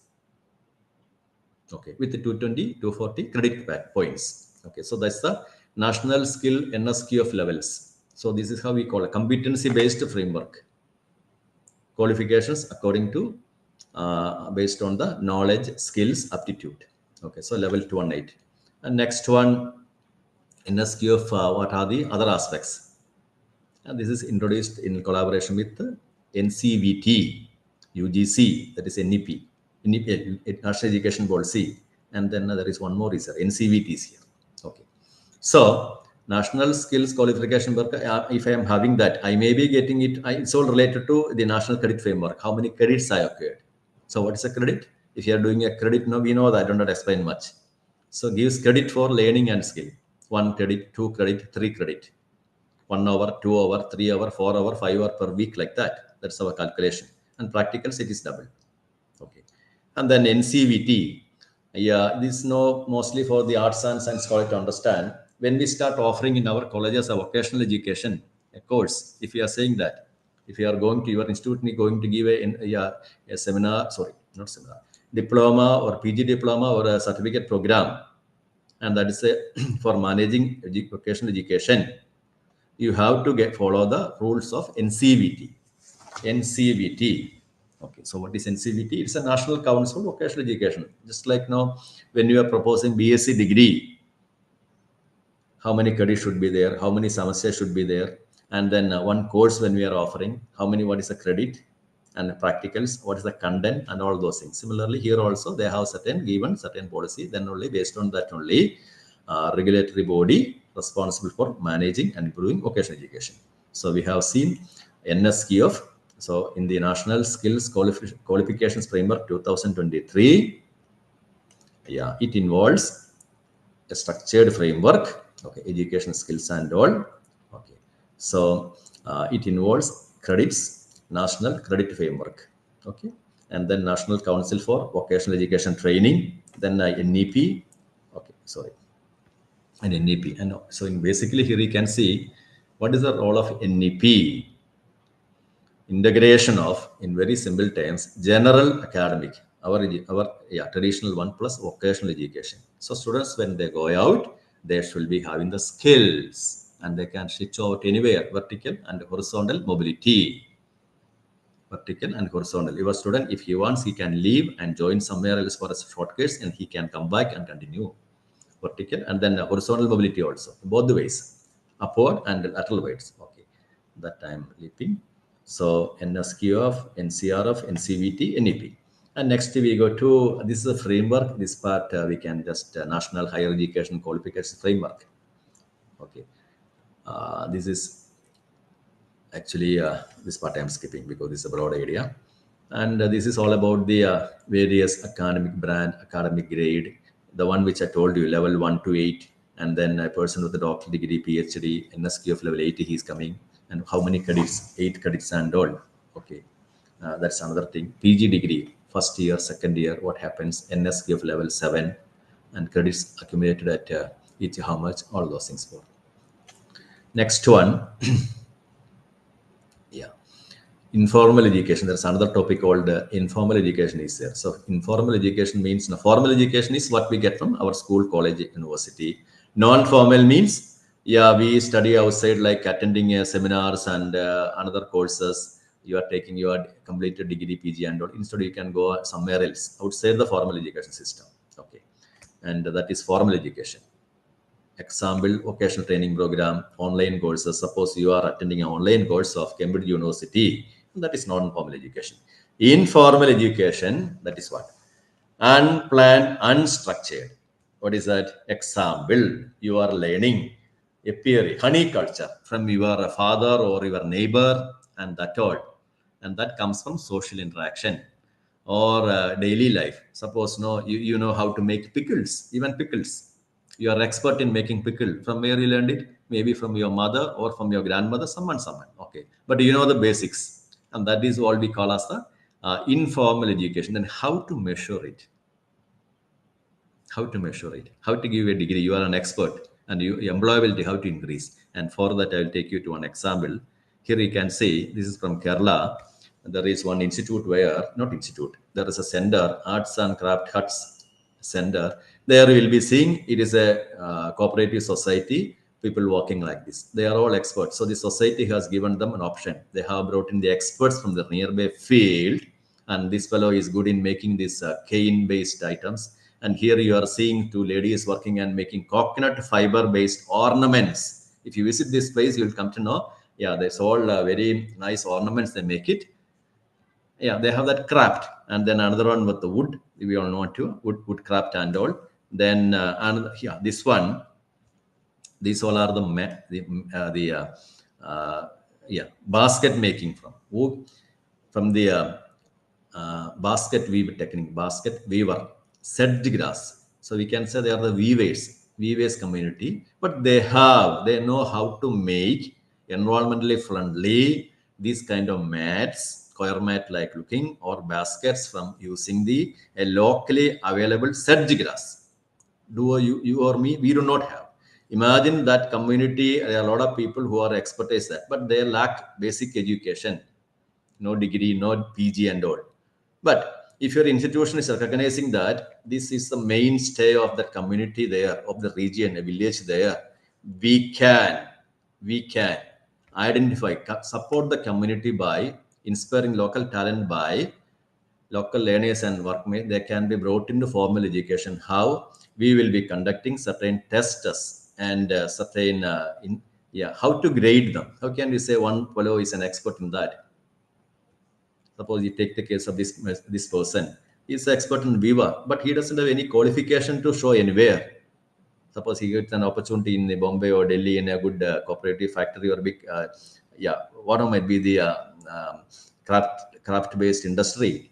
So for that, now we have to make this weaver basket weaving technique, and your institution is making it possible. Evaluation of skills through practical test, interview, and portfolio is just something like, we consider as you have a format where you will be testing their educational skills and providing them a skill. So from your institute, you are saying that this fellow has cleared this test interview, and he is out of the 10, he was scored 9, and he is good in that weaver basket technique. So like that for the others also. So this can be for anything. It can be pottery, it can be clay arts, or it can be any vegetable, only locally available. So this is what we call as a local skills. So what's the advantage? Your institution is supporting is supporting the local community, local learners, and they are the skilled individuals, but they lack the formal employment or formal education, and they can be employed in some, for example, in Oberoi or some hotel. No, they are offering this option, and who will be selected? How the Oberoi or the Taj knows that this fellow is good in what we call this basket weaver or this ornament making technology? Suppose they want to make an emporium showroom there. And when you are giving, your institution is giving a certificate and saying that there are hundreds of people, but these few fellows are quite good in that kind of certification. That's exactly what we call it as recognition of prior learning and certifying experience learning skills. And this is the core idea. Skills acquired outside formal education system. And this will be beneficial for less privileged members of your region. And they have become aged, they cannot go for +2, BSc, MSc, and all. So this can be done. So that's all. This is the last part. And so the final message is this. What is the idea of skill development? What happened? Empowering teachers to empower students. And what is our idea? And I have shown you a number of examples: China, Denmark, and other European countries, and where agriculture or wherever be that. Where do we have to do the shift? A conclusion. What is the conclusion? We have to today's challenges. We have to how to equip the children for tomorrow's world. So that's all. Yeah, and I'm coming to an end of my session. Another 10 minutes. This is open for interactions. If you have any questions, I don't see any messages anywhere here. 1:30. Yeah. So. Sir, can you listen to me? Yeah, please. This is Dr. Kaushik Joshi. First of all, I would like to thank Dr. Atik sir for inviting you for this session. And secondly, now I would like to thank you officially for selecting World Economic Forum's 290-page report, which has been published in January 2025, consisting of 48 countries, more than 800 companies visit, and more than 27 crores data for analyzing all the inputs that you have given to us. I would like to say, sir, this is very good report, but unfortunately, the way in which the current scenario is going on, I don't think that whatever the skill levels, up to 8 skill levels that you have taught and all which has been mentioned and reframed from 10 to 8, I think it's very, very difficult as per the current level of knowledge and skills that the students and the parents and the teachers are inculcating into the students. Particularly speaking, the percentage and passing criteria and the mark sheet importance are running this India out from the skill, attaining the skill levels. And this is very, very hardening. Still, no one is no one is interested in reading out that 2025 report. Apart from that, they have published one more report, that is global crisis report, but no one is interested in reading that, sir. No one is interested. It is very, very heartening. Rather, I think that how many of the principals and professors and all those things have read all those things, which is very, very much important. How the IQACs are reading that is very important, because they are the frameworks and they are going to frame the education now. It is very heartening, sir. This is my humble opinion. Although it is very harmful as far as my future is concerned, but I'm still giving. Yeah, thank you. That's a correct statement. See, that's what I have done here, because all these topics and links now, which I'll be sharing you, and this is what many our members are unaware of that, because we are living in a what you call closed environment, or we are keeping our eyes closed. And when we get the jobs now, after that we are happy we got a job, but how far it will proceed? And now this is going to be a big issue, because as I told in the beginning, in Kerala we are facing it. Student numbers are coming down, and where are they going? That is a big question. Because answer is simple, they have found out that because students with the social media platform, there are no need to be going for, or they are selecting institutions where where options are better. So if we feel we have this government institution or aided institution that will protect us for in the long run, there are a lot of issues. That's one side. The other side is what about the student perspective? And what you said is right. This is the reality. And I told you the exam reason why, not because I have any affinity to China, but this is what happening there. And they are marching ahead. Americans are afraid of them, European, everyone. But how can they transform and where we lack? So we take the right decision in the institution, and for that, no autonomous colleges they have better choice. But how many who will do it? I don't know. We have to take some step, and that's why government has brought in this NEP.